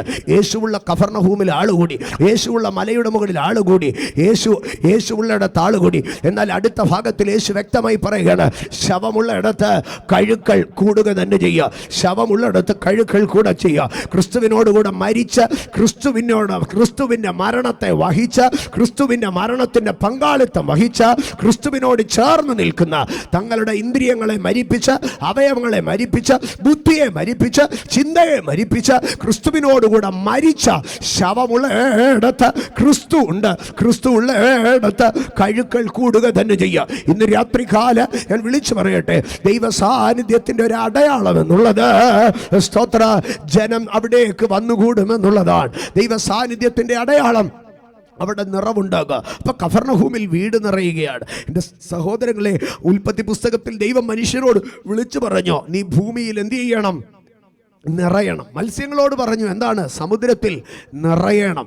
എല്ലായിടവും നിറയുവാനാണ് ദൈവം പറഞ്ഞത്. നീ പെരുകി നിറയുവീൻ എന്ന് പറഞ്ഞു. ആകയാൽ ദൈവം നിറവുകളുടെ ദൈവമാണ്. എന്നാൽ മനുഷ്യൻ്റെ പാപമുഖാന്തരം നിലച്ചുപോയ നിറവുകളും വളർച്ചകളും ഏതാണ്ട് 2000 വർഷങ്ങൾക്ക് മുൻപ് യേശു കർത്താവ് ഭൂമിയിൽ ഇറങ്ങി വന്ന് ആ നിറവുകളെ പുനഃസ്ഥാപിക്കുകയാണ്. ഇന്ന് രാത്രി എത്ര പേർ വിളിച്ചു പറയുന്നു, എൻ്റെ യേശു നിറവുകളുടെ ദൈവമാണ്, അവൻ എന്നെ നിറയ്ക്കുവാൻ ശക്തനാണ്. ഇന്ന് രാത്രി ഒരു നിമിഷം കണ്ണുകളെ അടച്ച് പ്രാർത്ഥിച്ചാട്ട്, അപ്പാ എൻ്റെ മേലൊരു നിറവ് സംഭവിക്കട്ടെ, എൻ്റെ മേലൊരു നിറവ് സംഭവിക്കട്ടെ. അവൻ എല്ലാറ്റിലും എല്ലാം നിറയ്ക്കുന്നവനാണ്. ഇന്ന് രാത്രി അധരം തുറന്ന് 1 മിനിറ്റ് പ്രാർത്ഥിച്ചാട്ട്, എൻ്റെ കുറവുകൾ മാറ്റുവാൻ യേശു ശക്തനാണ്, എൻ്റെ കുറവുകൾ മാറ്റുവാൻ യേശു ശക്തനാണ്. ആമേൻ. അധരം തുറന്ന് ആ വാക്കിനെ ഒന്ന് ആവർത്തിച്ച് പറയാമോ? എൻ്റെ കുറവ് മാറ്റുവാൻ യേശു ശക്തനാണ്, എൻ്റെ കുറവ് മാറ്റുവാൻ യേശു ശക്തനാണ്, എൻ്റെ കുറവ് മാറ്റുവാൻ യേശു ശക്തനാണ്. എൻ്റെ കുടുംബത്തിൻ്റെ കുറവുകളെ മാറ്റുവാൻ, എൻ്റെ സാമ്പത്തികത്തിൻ്റെ കുറവുകളെ മാറ്റുവാൻ, എൻ്റെ ആത്മീയതയുടെ കുറവുകളെ മാറ്റുവാൻ, എൻ്റെ ജീവിതത്തിൻ്റെ കുറവുകളെ മാറ്റുവാൻ, എൻ്റെ കുറവുകളെ മാറ്റുവാൻ യേശു ശക്തനാണ്.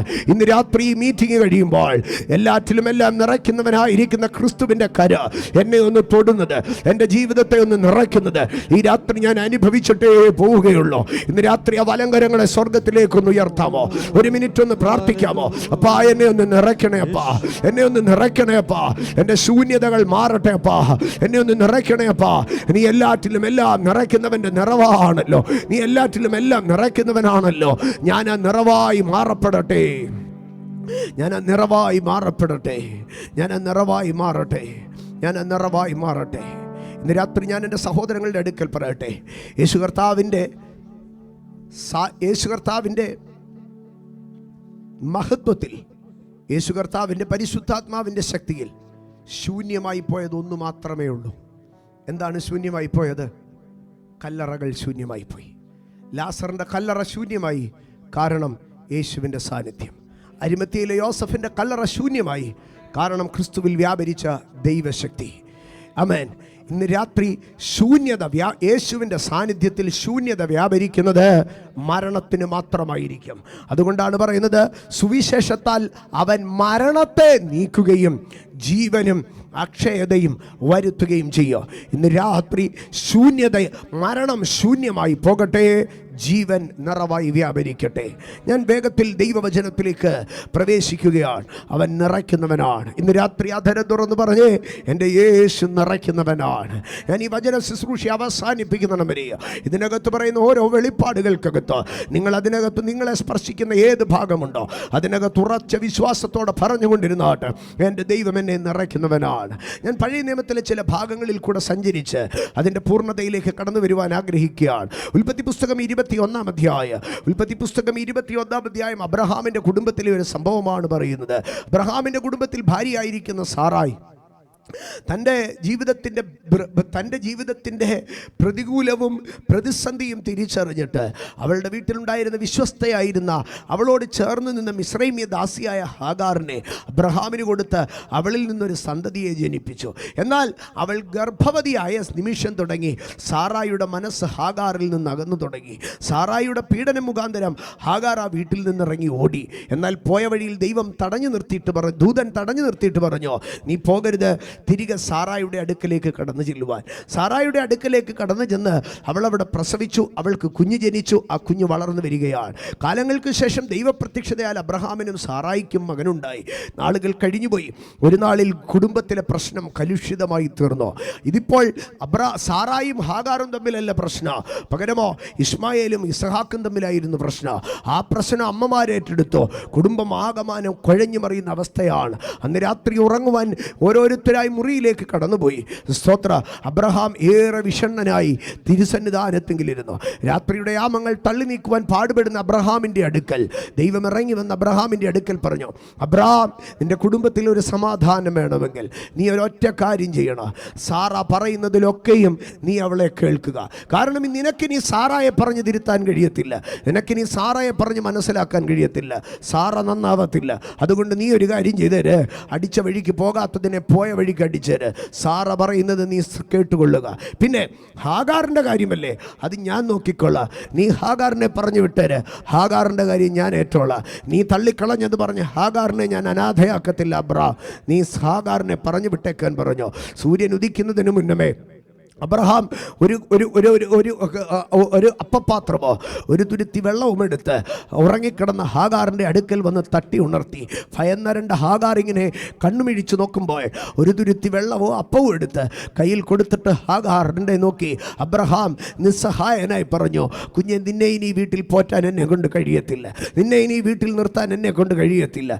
ഇവിടുത്തെ പ്രശ്നങ്ങളെല്ലാം നിനക്കറിയാമല്ലോ. അതുകൊണ്ട് നീ ജീവൻ വേണമെങ്കിൽ എവിടോട്ടെങ്കിലും ഓടിപ്പോകാൻ പറഞ്ഞു. അമ്മേ, ഉറങ്ങിക്കിടന്ന ഇസ്മായേലിനെ വിളിച്ചുണർത്തി. കയ്യിലൊക്കെ കിട്ടിയത് എന്തൊക്കെയോ ബാഗിൽ പറക്കിക്കൂട്ടി. ഒരു കവർ ബ്രെഡും ഒരു കുപ്പി വെള്ളവും എന്നുള്ള അവസ്ഥയിൽ ഈ പറയുന്ന ഹാഗാർ ഇസ്മായേലിനെ വലിച്ചു കൊണ്ടുപോവുകയാണ്. ഹാഗാർ, നീ എവിടോട്ട് പോകുന്നു എനിക്കറിയത്തില്ല.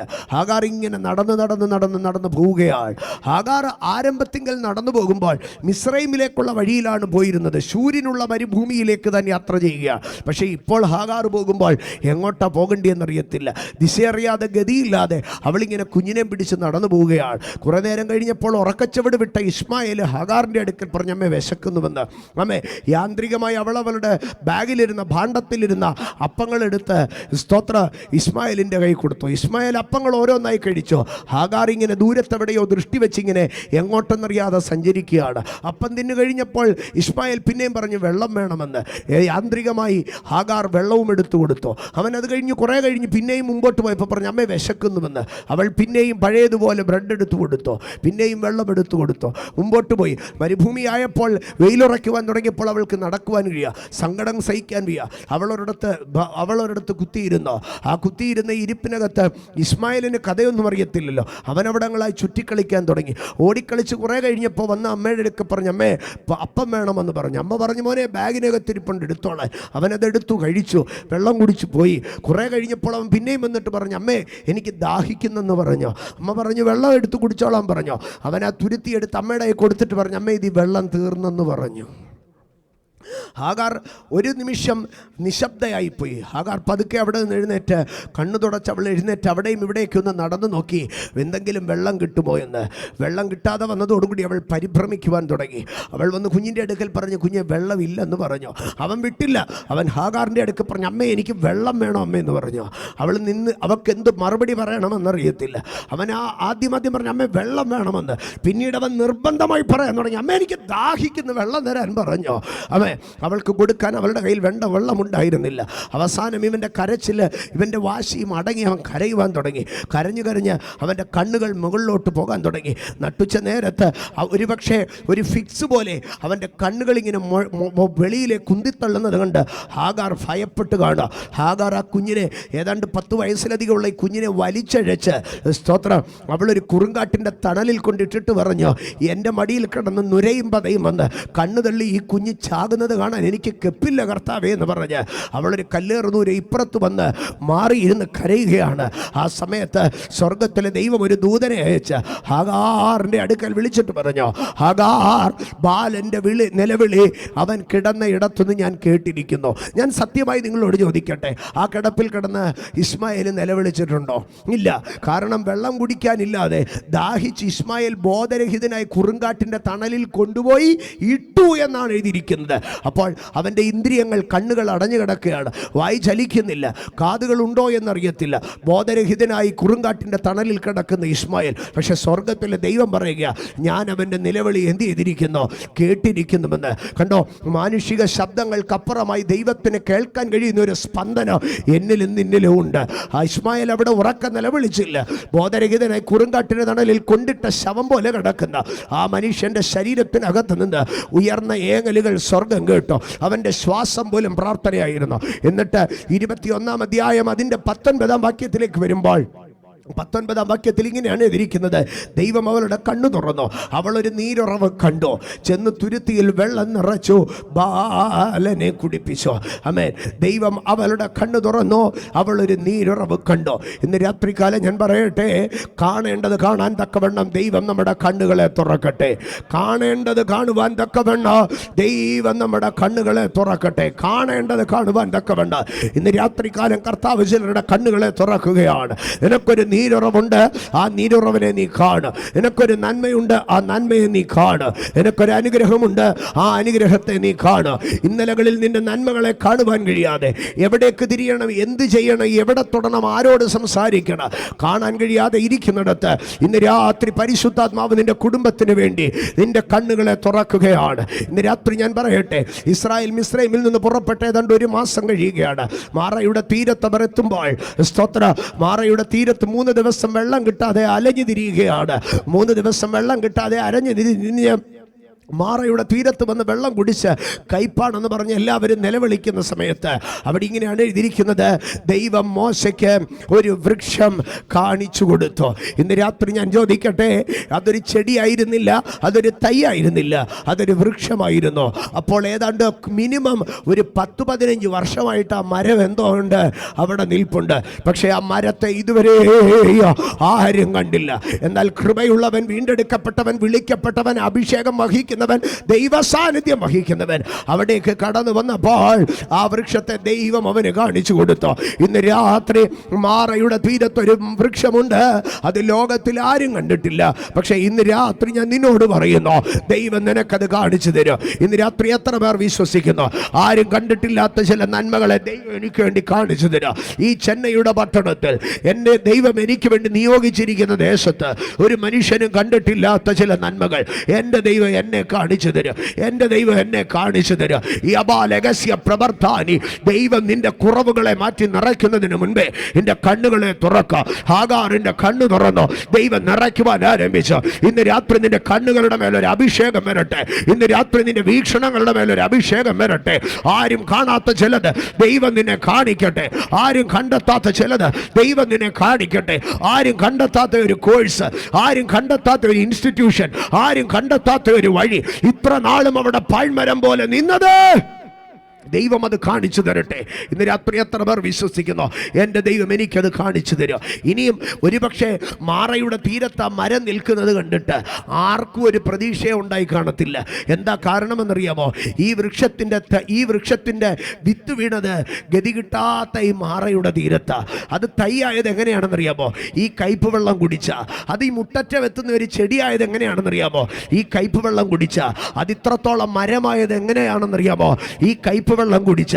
ഈ മരത്തിനകത്ത് ഓരോ നനവ് എടുത്തു നോക്കിക്കഴിഞ്ഞാൽ മാറയുടെ വെള്ളമാണ്. 15 വർഷം ഈ വൃക്ഷത്തിന് ആയുസ്സുണ്ടെന്നിരിക്കട്ടെ, ഞാനങ്ങ് ചുരുക്കി പറയുക, 15 വർഷം, അതിൽ കൂടുതൽ കാണാം. പക്ഷേ ഈ 15 വർഷം ഞാൻ ആ മരത്തിൻ്റെ അടുക്കൽ ചോദിക്കുക, മരം, ഈ 15 വർഷം നീ എന്താ കുടിച്ചത്? മരം പറയും, ഈ 15 വർഷം ഞാൻ കുടിച്ചത് എന്താ? ഈ കയ്പ് വെള്ളമാണ് കുടിച്ചത്, ഈ കയ്പ് വെള്ളമാണ് കുടിച്ചത്.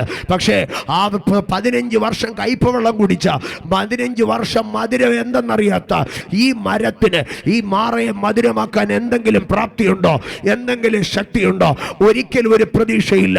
പക്ഷേ മോശയുടെ മേൽ ദൈവം പറഞ്ഞു, അവൻ ഇന്ന് വരെ മധുരം കുടിച്ചിട്ടില്ല, അവൻ ഇന്ന് വരെ കയ്പ് മാത്രമേ കുടിച്ചിട്ടുള്ളൂ. പക്ഷേ അവൻ കുടിച്ച കയ്പിനകത്തുനിന്ന് ഞാൻ അവന്റെ മേലൊരു കൃപ ഇട്ടിട്ടുണ്ട്. ആ കയ്പിനെ മാറ്റുവാൻ ഇന്ന് രാത്രി ഞാൻ അതിനകത്തുനിന്നൊരു വെളിപ്പാട് പറയാം. നീ ജനിച്ച നാൾ തുടങ്ങി നിന്റെ കുടുംബത്തിലെ മാറ കുടിച്ച് വളർന്നവനാ.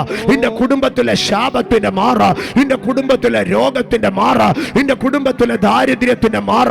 പക്ഷേ കുഞ്ഞെ, പരിശുദ്ധാത്മാവ് ഇന്ന് രാത്രി നിന്നോട് പറയുന്നു, നീ ഏത് മാറയിലെ വെള്ളം കുടിച്ചാണോ വളർന്നത്, ആ മാറയെ മധുരമാക്കുവാൻ നിന്നെ ദൈവം ഉപയോഗിക്കും.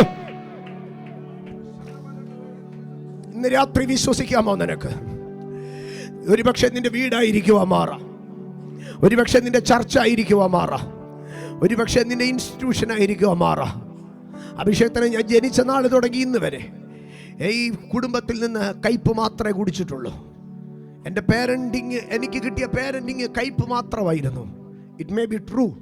പക്ഷെ ഇന്ന് രാത്രി ഞാൻ പറയുന്നു, മാറയുടെ തീരത്ത് വളർന്നു പൊങ്ങിയ മരത്തിന്, ആ മരത്തിന് ദൈവം ഒരു കൃപ നൽകി ആ മാറയെ മധുരമാക്കാൻ. നീ പലപ്പോഴും ചോദിക്കും, എന്നെ മാത്രം എന്താ മാറയുടെ തീരത്ത് കൊണ്ട് നട്ടത്? ഇതുവരെ മാറയല്ലാതെ ഒന്നും ഞാൻ കുടിച്ചിട്ടില്ലല്ലോ. ഇന്ന് രാത്രി ദൈവത്തിൻ്റെ പൈതലേ, ഈ മാറയെ മധുരമാക്കുവാൻ നിന്റെ അകത്തൊരു കൃപ കിടപ്പുണ്ട്. ആമേൻ. ഞാൻ അതിനകത്തുനിന്നൊരു കാര്യം പറയാം. എൻ്റെ സഹോദരങ്ങളെ, മാറയുടെ തീരത്തുള്ള മരത്തെ മോശ കാണണം, മോശയ്ക്ക് ഗുണമുണ്ടാകണമെങ്കിൽ അതിൻ്റെ വേറൊരു ഭാഗം ഞാൻ തിരിച്ചു പറയാം. ഈ മരം വളർന്നു വന്ന നാളുകളിലൊക്കെ മരം ഇരുന്ന് പറയുന്ന ഒരു കാര്യമുണ്ട്. എൻ്റെ അരികത്തൊഴുകുന്ന മാറയെ വെച്ച് ആൾക്കാരെല്ലാം എന്നേക്കും ഒരു വിലയിട്ടു, ഞാനും കയ്പാണ്. ഇതുവരെ എൻ്റെ അകത്തൊരു മധുരമുണ്ടെന്ന്, ഇതുവരെ എൻ്റെ അകത്തൊരു ഔഷധ ഗുണമുണ്ടെന്ന് ആരും തിരിച്ചറിഞ്ഞിട്ടില്ല. മാറയുടെ തീരത്ത് നിൽക്കുന്ന എന്നെ നോക്കി എല്ലാവരും പറഞ്ഞു, അവൻ ആ കുടുംബത്തിലെ അല്ലേ, അവനും അങ്ങനെ തന്നെ. അവൻ ആ സഭയിലല്ലേ, അവനും അങ്ങനെ തന്നെ. അവൻ ആ കൂട്ടത്തിലല്ലേ, അവനും അങ്ങനെ തന്നെ. ഇവൻ നസറേത്തുകാരനല്ലേ, ഇവനും അങ്ങനെ തന്നെ. ഇവനിൽ നിന്ന് ഒരു ഗുണവും വരത്തില്ല, ഇവനിൽ നിന്ന് ഒരു നന്മയും വരത്തില്ല. പക്ഷേ ദർശനമുള്ള, വെളിപ്പാടുള്ള, കൃപയുള്ള മോശ വന്നു. മോശ ആ മരത്തെ കണ്ടപ്പോൾ പറഞ്ഞു, ഈ മരം സാധാരണ മരമല്ല. ഇന്ന് രാത്രി ഞാനൊരു കാര്യം എൻ്റെ സഹോദരങ്ങളുടെ അടുക്കൽ പറയാം. നിന്റെ മുകളിൽ ദൈവം ഇൻവെസ്റ്റ് ചെയ്ത കൃപയെ തിരിച്ചറിയാൻ കഴിയുന്ന, നിന്റെ തലമുറകളിൽ ദൈവമിട്ട നിയോഗത്തെ തിരിച്ചറിയാൻ കഴിയുന്ന ഒരുത്തനുമായി ദൈവം നിന്നെ ഈ നാളുകളിൽ കണക്ട് ചെയ്യുക. രാത്രി കരമടിച്ച് ദൈവത്തിന് സ്തോത്രം പറഞ്ഞാട്ട്, നിന്റെ മുകളിൽ ദൈവമിട്ട താലന്തിന്, നിന്റെ മുകളിൽ ദൈവമിട്ട പൊട്ടൻഷ്യലിനെ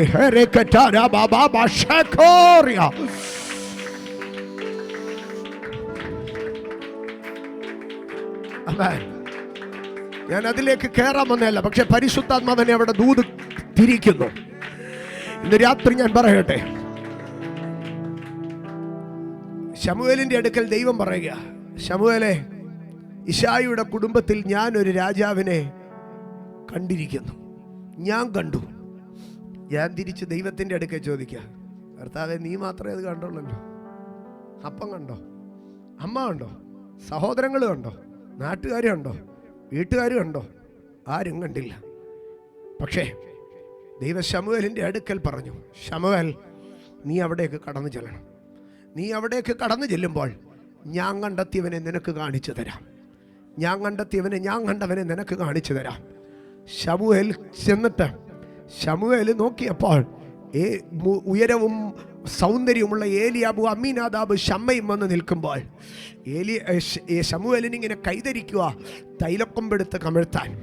ആരംഭത്തിങ്കൽ പ്രവാചകനും മനുഷ്യൻ കണ്ടതുപോലെയാ കണ്ടത്. പക്ഷെ ദൈവം പറഞ്ഞു, ശമൂവേലേ, നിന്റെ കണ്ണടച്ചോ, എൻ്റെ പ്രവാചക അഭിഷേക കണ്ണുകളെ തുറന്നു. ശമൂവേൽ പറഞ്ഞു, ഇവനെ അല്ല ഞാൻ ദർശനത്തിൽ കണ്ടത് വേറൊരുവനെ. ഏറ്റവും ഒടുവിൽ ഇശായി സുല്ലിട്ടു. ഇശായി പറഞ്ഞു, ഇനി ഒരുത്തനുണ്ട്, അവനെ കൂടെ ഒന്ന് വരുത്തിത്തരാമെന്ന് പറഞ്ഞു. ഇന്ന് രാത്രികാലം ദൈവത്തിൻ്റെ പൈതലേ, ശമൂവേൽ വന്നു. ദാവീദിനെ കുറിച്ച് ദൈവത്തിനുള്ള പൊട്ടൻഷ്യൽ, ദൈവത്തിനുള്ള ഇൻവെസ്റ്റ്മെൻ്റ് എന്തായിരുന്നെന്ന് ശമൂവേൽ വന്ന് വെളിവാക്കി കൊടുത്തു. ഇന്ന് രാത്രി ഞാനൊരു കാര്യം നിങ്ങളോട് പറയാം. You must be connected with the right anointed person, with the right prophet, with the right person. നിന്റെ അകത്ത് കിടക്കുന്ന അഭിഷേകത്തെ പുറത്തെടുക്കാൻ, നിന്റെ അകത്ത് കിടക്കുന്ന രാജാവിനെ പുറത്തെടുക്കാൻ. ആമേൻ. ദാവീദിന്റെ അകത്ത് കിടന്ന രാജാവിനെ പുറത്തെടുത്തത് അപ്പൻ ഇശായി അല്ല. ദാവീദിന്റെ അകത്ത് കിടന്ന രാജാവിനെ പുറത്തെടുത്തത് ചേട്ടന്മാരല്ല. ദാവീദിന്റെ അകത്ത് കിടന്ന രാജാവിനെ പുറത്തെടുത്തത് ആരാണെന്നറിയാമോ? രാമയിൽ നിന്ന് വന്ന ശമൂവേൽ എന്നൊരു പ്രവാചകൻ. ഇന്ന് രാത്രി സ്വർഗം നിനക്ക് ചില ബന്ധങ്ങളെ നൽകുന്ന രാത്രിയായത്. ഇന്ന് രാത്രി 1 മിനിറ്റ് കരമടിച്ച് ദൈവസന്നിധിയിൽ പ്രാർത്ഥിച്ച് കയറി വാ. നിനക്ക് ദൈവം ചില ബന്ധങ്ങളെ നൽകാൻ പോവുകയാണ്. തൈലക്കൊമ്പ് നിറച്ചൊരു ശമൂവേൽ നിന്റെ വീട്ടിലേക്ക്, നിന്റെ ബന്ധത്തിലേക്ക് കണക്ട് ആകട്ടെ. എല്ലാ സെക്രട്ടേറിയ മഹസോൽ റാതേനിയ ജബാർതേനിയ റഗനമഗഡ ബൗഡിബി പ്രവക്ഷേരിയ പ്രാൽമേനിയ മഹസത്താനിയ റതോനിയ മഹസത്തേനിയ റഖേനിയ. നിന്റെ പൊട്ടൻഷ്യൽ ദൈവം പുറത്തെടുക്കട്ടെ. നിന്റെ താലന്തുകൾ ദൈവം പുറത്തെടുക്കട്ടെ. നിന്റെ മേളിൽ ദൈവമിട്ട ഇൻവെസ്റ്റ്മെന്റ് പുറത്തു വരട്ടെ.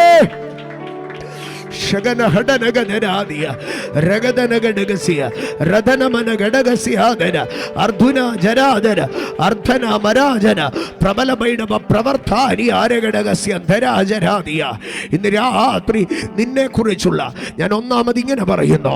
മാറയിലെ വൃക്ഷത്തെ മോശയ്ക്ക് കാണിച്ചു കൊടുത്തതുപോലെ നിന്നെ ദൈവം ചിലർക്ക് കാണിച്ചു കൊടുക്കുക.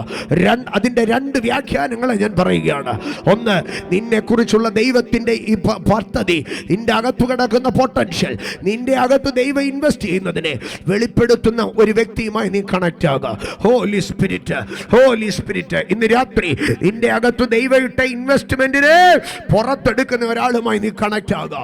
അബാരഖസബ പ്രവർത്തേനിയ ഇല്ലർത്തോനിയ റഹസതാനിയ റാഖതന മഹസതേനിയ രദേനിയ റഖസബാരിയ. 2, നിന്നെ കുറിച്ചുള്ള തെറ്റിദ്ധാരണകൾ മാറ്റത്തക്കവണ്ണം ഒരാളെ നീയുമായി കണക്ട് ആക്കും.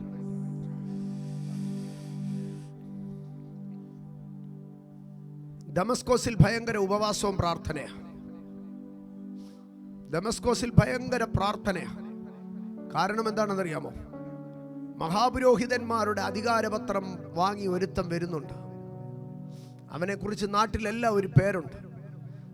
അവനെ ആദ്യം ആൾക്കാർ കാണുന്നത് സ്തെഫാനോസിനെ കല്ലെറിയുമ്പോൾ ഉടുപ്പ് പിടിക്കുന്നവനായിട്ടാണ്. അവിടെ തുടങ്ങി ഇവന്റെ മേളിലൊരു പേര് കിടപ്പുണ്ട്, സഭയെ ഉപദ്രവിക്കുന്നവൻ. പക്ഷേ പ്രാർത്ഥിക്കുന്ന അനന്യാസിന്റെ അടുക്കൽ ദൈവം പറഞ്ഞു, അവൻ നേർവീതി എന്ന തെരുവിലിരിപ്പുണ്ട്, യൂദായുടെ വീട്ടിലിരിപ്പുണ്ട്. അനന്യാസ് പറഞ്ഞു, എനിക്കവനെ ഉൾക്കൊള്ളാൻ വയ്യ. അവനെക്കുറിച്ച് ഞാൻ കേട്ടതൊക്കെ വേറെയാ. പക്ഷെ കർത്താവ് അവൻ്റെ അടുക്കൽ പറഞ്ഞു, അനന്യാസിൻ്റെ അടുക്കൽ പറഞ്ഞു, നിന്റെ ധാരണകളെ മാറ്റുന്ന ഒരു കാഴ്ച ഞാൻ നിന്നെ കാണിക്കാം. നീ എഴുന്നേറ്റ് നേർവീതി എന്ന തെരുവിൽ യൂദയുടെ വീട്ടിൽ ചെല്ല്. അവിടെ ശൗൽ എന്ന് പേരുള്ളവനെ അന്വേഷിക്ക്. നീ കേട്ടതൊന്നുമല്ല സത്യം, നീ കേട്ടതൊന്നുമല്ല സത്യം. ലോകം അവന് ചാർത്തിക്കൊടുത്ത പേരിനെ ഞാൻ മാറ്റുകയാണ്. ഇന്ന് രാത്രി ദൈവത്തിൻ്റെ പൈതലേ, നിന്നെക്കുറിച്ച് ലോകവിട്ട പേര് തിരുത്തി എഴുതുന്ന ചില ബന്ധങ്ങളെ ദൈവം നിനക്ക് നൽകും. നിന്റെ മേൽ ദൈവം ഇട്ട ഇൻവെസ്റ്റ്മെന്റ് എന്താണെന്ന് പുറത്തറിയുന്ന ചില ബന്ധങ്ങളെ ദൈവം നിനക്ക് തരും. ഞാൻ ദൈവവചനത്തിലേക്ക് മടങ്ങി വരികയാണ്. ഹഗാറിന്റെ കണ്ണ് ദൈവം തുറന്നു. ഒരു നീരുറവിനെ ദൈവം കാണിച്ചു കൊടുത്തു. ഞാൻ ചോദിക്കുകയാണ്, അതുവരെയോ ആ നീരുറവിനെ അവൾ എന്താ കാണാഞ്ഞ്? ആ നീരുറവ് അന്നേരം അവിടെ തുറന്നതാണോ? ലേഹിയിൽ ശിംശോന് വേണ്ടി കുഴി അപ്പോൾ പിളർന്നതാണ്. പക്ഷേ ഹാഗാറിന് വേണ്ടി ഈ നീരുറവ് ദൈവം അപ്പോൾ തുറന്നതാണോ? അല്ല. നീരുറവ് തുറന്നു കൊടുത്തു എന്നല്ല എഴുതിയിരിക്കുന്നത്, നീരുറവ് കാണിച്ചു കൊടുത്തു. ഇന്ന് രാത്രി ഞാൻ അതിൽ നിന്ന് പിന്നെയും പരിശുദ്ധാത്മാവ് അവിടെ തന്നെ എന്നെ നിർത്തുകയാണ്. ഇന്ന് രാത്രി ഞാൻ ദൈവത്തിൻ്റെ ആത്മാവ് നിന്നോട് ഇങ്ങനെ പറയുന്നു, നിനക്ക് വേണ്ടി പുതിയതൊന്നല്ല ദൈവം ചെയ്യാൻ പോകുന്നത്. ഓൾറെഡി അത് നിനക്ക് വേണ്ടി പ്രിപ്പയർഡ് ആണ്. പക്ഷെ അത് നീ കണക്റ്റ് ആകാത്ത താമസം മാത്രമേ ഉള്ളൂ. ഇന്ന് രാത്രി ദൈവിക അധികാരത്തിൽ നിന്നുകൊണ്ട് നീ കണക്റ്റ് ആകേണ്ട ഇടത്ത് കണക്റ്റ് ആകാതെ പ്രിപ്പയർഡായി നിൽക്കുന്ന വിഷയത്തിലേക്ക് ഇന്ന് രാത്രി യേശുവിന്റെ നാമത്തിൽ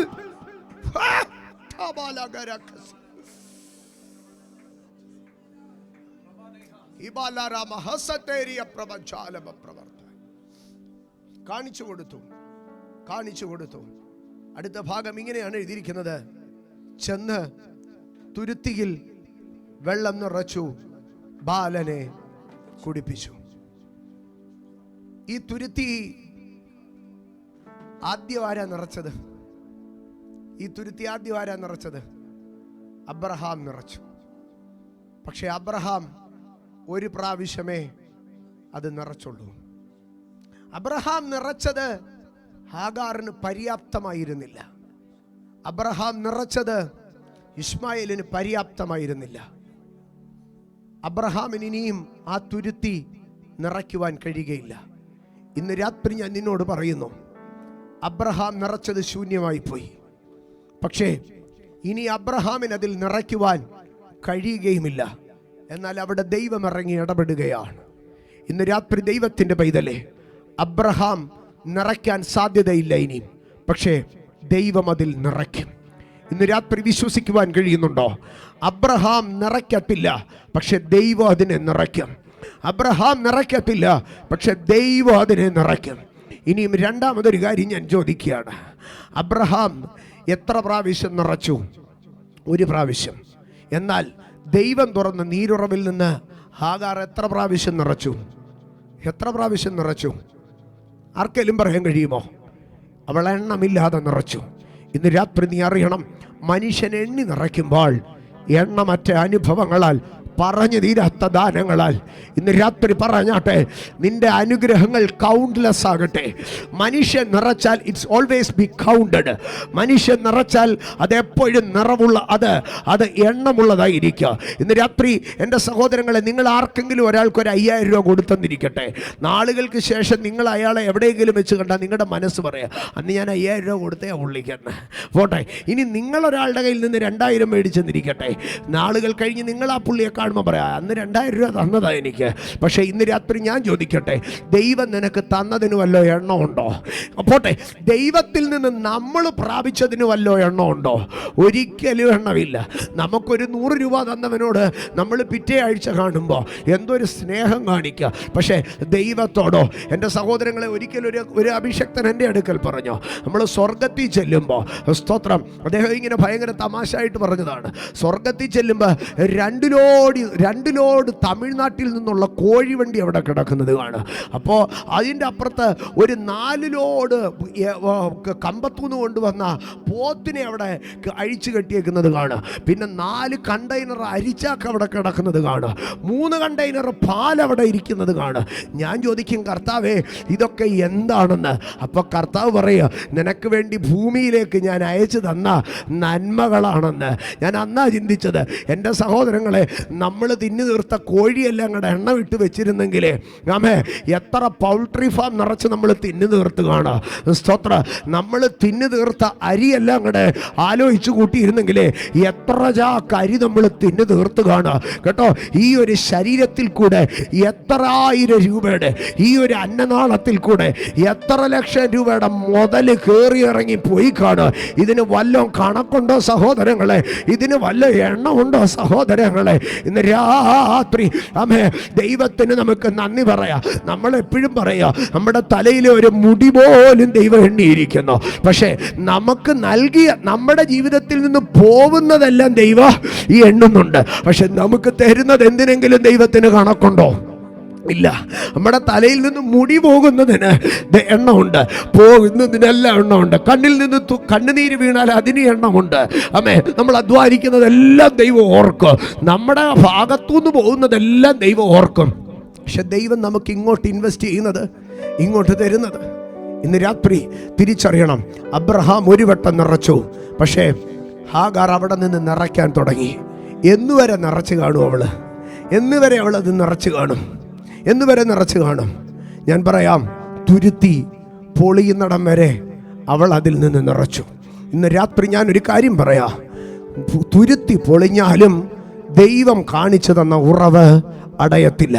ഞാനതിനെ ഇങ്ങനെ പറയാം, ഈ തുരുത്തി നിന്റെ ശരീരമാകുന്ന തുരുത്തി പൊളിഞ്ഞു പോയാൽ, ദൈവം നിനക്ക് വേണ്ടി ഒരു നന്മ തുറന്നാൽ അത് നിന്റെ തലമുറ കുടിക്കും. തുരുത്തി പൊളിഞ്ഞാലോ ഉറവ് തീരത്തില്ല. ഇന്ന് രാത്രി എത്ര പേർ വിശ്വസിക്കുന്നു? ആമേൻ. പലപ്പോഴും ഞാൻ പേഴ്സണലി ദൂത് കൈമാറുകയാണ്. പലപ്പോഴും നിനക്ക് നന്മ വന്നു, പക്ഷെ ഒരു സീസണിലേക്ക് മാത്രമായിരുന്നു ആ നന്മ നിന്നത്. ഒരു സീസൺ കഴിഞ്ഞപ്പോൾ അത് ഡ്രൈ ആയിപ്പോയി. പക്ഷെ ഇന്ന് രാത്രി പരിശുദ്ധാത്മ പറയുന്നു, ദൈവം നിന്നെ നിറയ്ക്കാൻ തുടങ്ങുകയാണ്.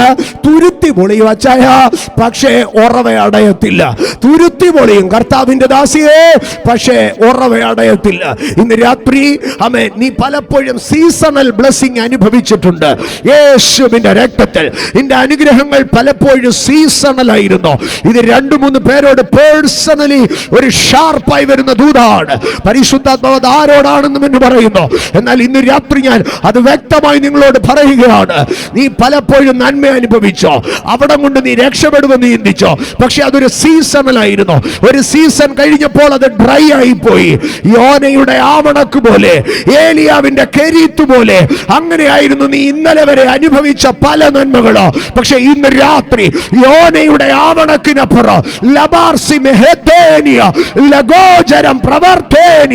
യോനയുടെ ആവണക്കിനപ്പുറം, ഏലിയാവിന്റെ കെരീത്തിനപ്പുറം ഇതാ നിലയ്ക്കാത്ത ഒരു ഉറവ. നിന്റെ തുരുത്തി പൊളിഞ്ഞാലും, നിന്റെ കപ്പാസിറ്റി തീർന്നാലും,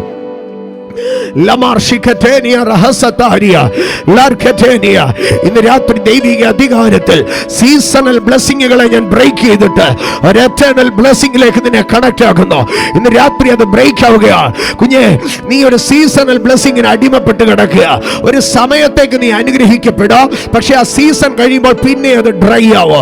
ഇങ്ങനെ ഈ വേവ് പോലെ നിന്റെ ലൈഫ് ഇങ്ങനെ കയറി ഇറങ്ങുകയാണ്. പക്ഷെ ഇന്ന് രാത്രി സ്വർഗം അതിനെ ബ്രേക്ക് ചെയ്യുക. ഇന്ന് രാത്രി സ്വർഗം അതിനെ ബ്രേക്ക് ചെയ്യുക. ഒരു കോൺസ്റ്റന്റ് ഗ്രോത്തിലേക്ക് നിന്റെ സീസണൽ ബ്ലെസ്സിങ്ങിനെ യേശുവിന്റെ നാമത്തിൽ ഞാൻ ക്യാൻസൽ ചെയ്ത് ഒരു ഇറ്റേണൽ, ഒരു കോൺസ്റ്റന്റ് ഗ്രോത്തിലേക്ക്, ഒരു കോൺസ്റ്റന്റ് ബ്ലെസ്സിങ്ങിലേക്ക് ഇന്ന് രാത്രി ദൈവിക അധികാരത്തിൽ കണക്ട് ഔട്ട്.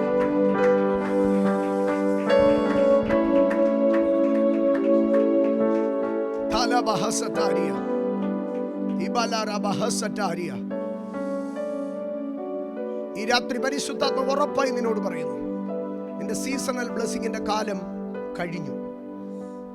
നീ ഒരു ഇറ്റേണൽ ബ്ലെസ്സിങ്ങിലേക്ക് കടക്കുവാൻ പോവുകയാണ്.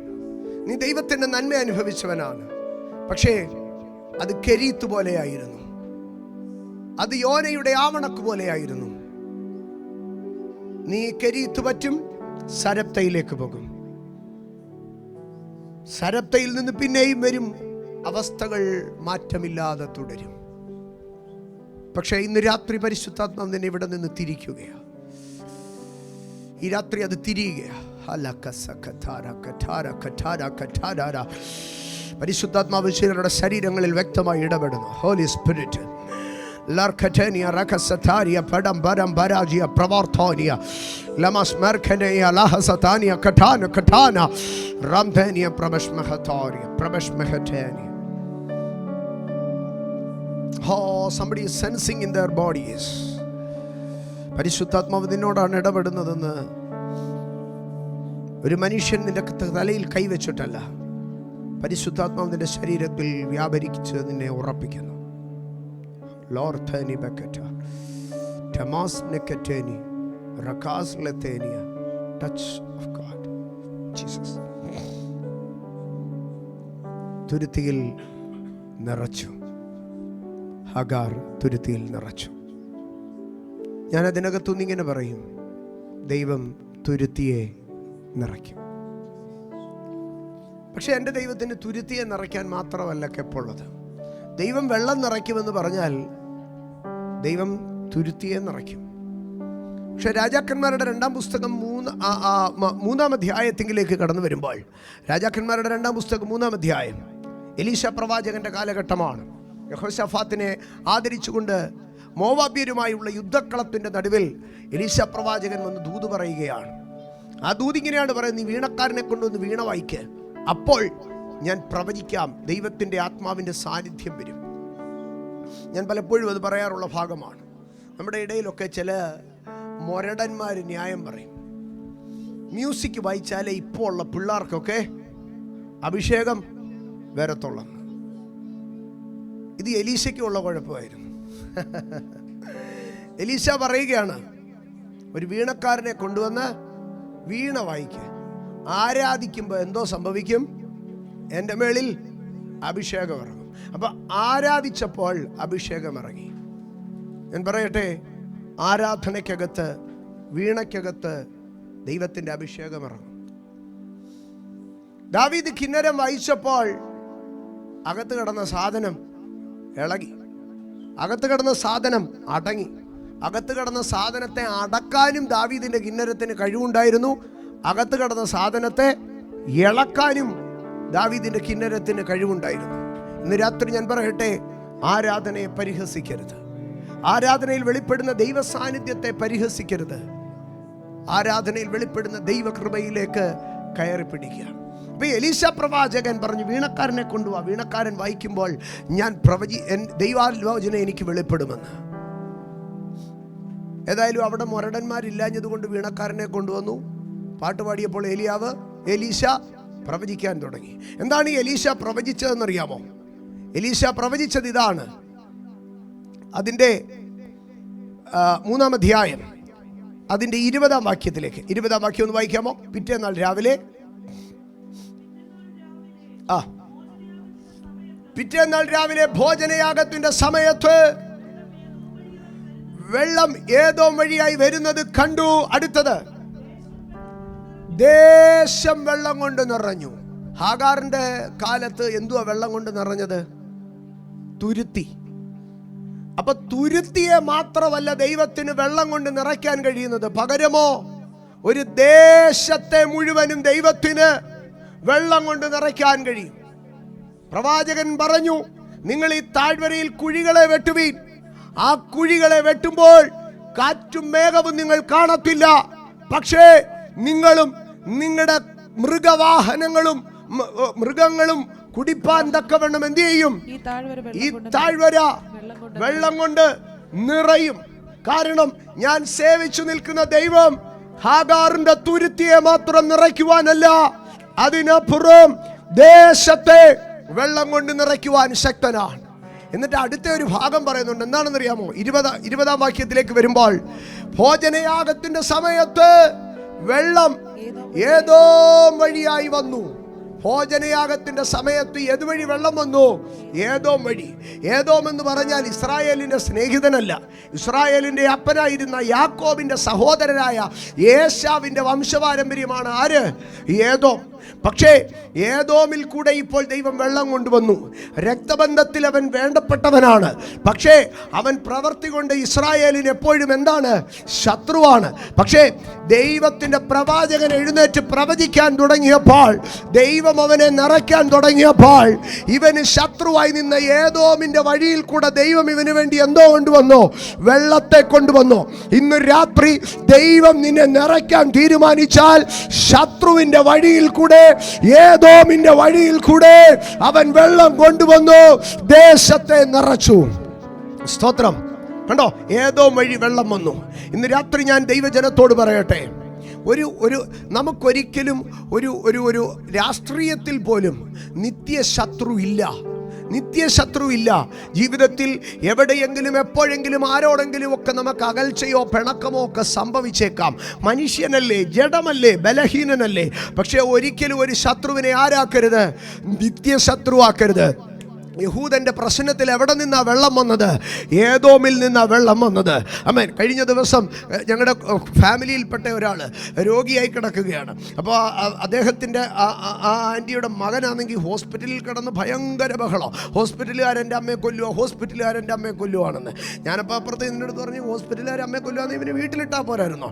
പോട്ടെ, ഇവൻ കിടന്ന് ഭയങ്കര ബഹളമാണ്. അവസാനം ഞാൻ അവിടെ നിന്ന് ഇറങ്ങിപ്പോകാൻ നേരം അവൻ്റെ ഒരു കൂട്ടുകാരനെ വിളിച്ചിട്ട് ഞാൻ പറഞ്ഞു, എടാ ഇവൻ ബൈക്കേന്ന് വല്ലതും മറിഞ്ഞു വീണ് ഇവരെ കൊണ്ടുവന്നാൽ അവനെ ആദ്യം കൊണ്ടുപോകുന്നത് എങ്ങോട്ടായിരിക്കും എന്നറിയാമോ? ഈ ആശുപത്രിയിലേക്കായിരിക്കും. ഇവനൊക്കെ ഇവിടെ കിടന്ന് ഈ ഡാൻസ് മൊത്തവും കളിച്ചിട്ട് അവർ വന്നു കഴിഞ്ഞാൽ അവരൊരു ഇഞ്ചക്ഷൻ കൊടുക്കുമ്പോൾ 4 കാനുല എക്സ്ട്രാ കുത്തി കഴിഞ്ഞാൽ തന്നെ തീരുന്ന അഹങ്കാരമേ ഉള്ളൂ ഇവൻ്റെ. അതുകൊണ്ട് അടങ്ങി നിൽക്കാൻ പറയാം. ഞാൻ പറഞ്ഞതിൻ്റെ കാരണം ഒരാൾ നമ്മുടെ നിത്യശത്രുവായി തീരരുത്. ഒരിക്കലും നിത്യശത്രുവായി തീരരുത്. ബൈബിളിൽ നിത്യശത്രു എന്നെഴുതിയിരിക്കുന്നത് അന്നു മുതൽ ദാവീദ് ശൗലിൻ്റെ നിത്യശത്രുവായി തീർന്നു.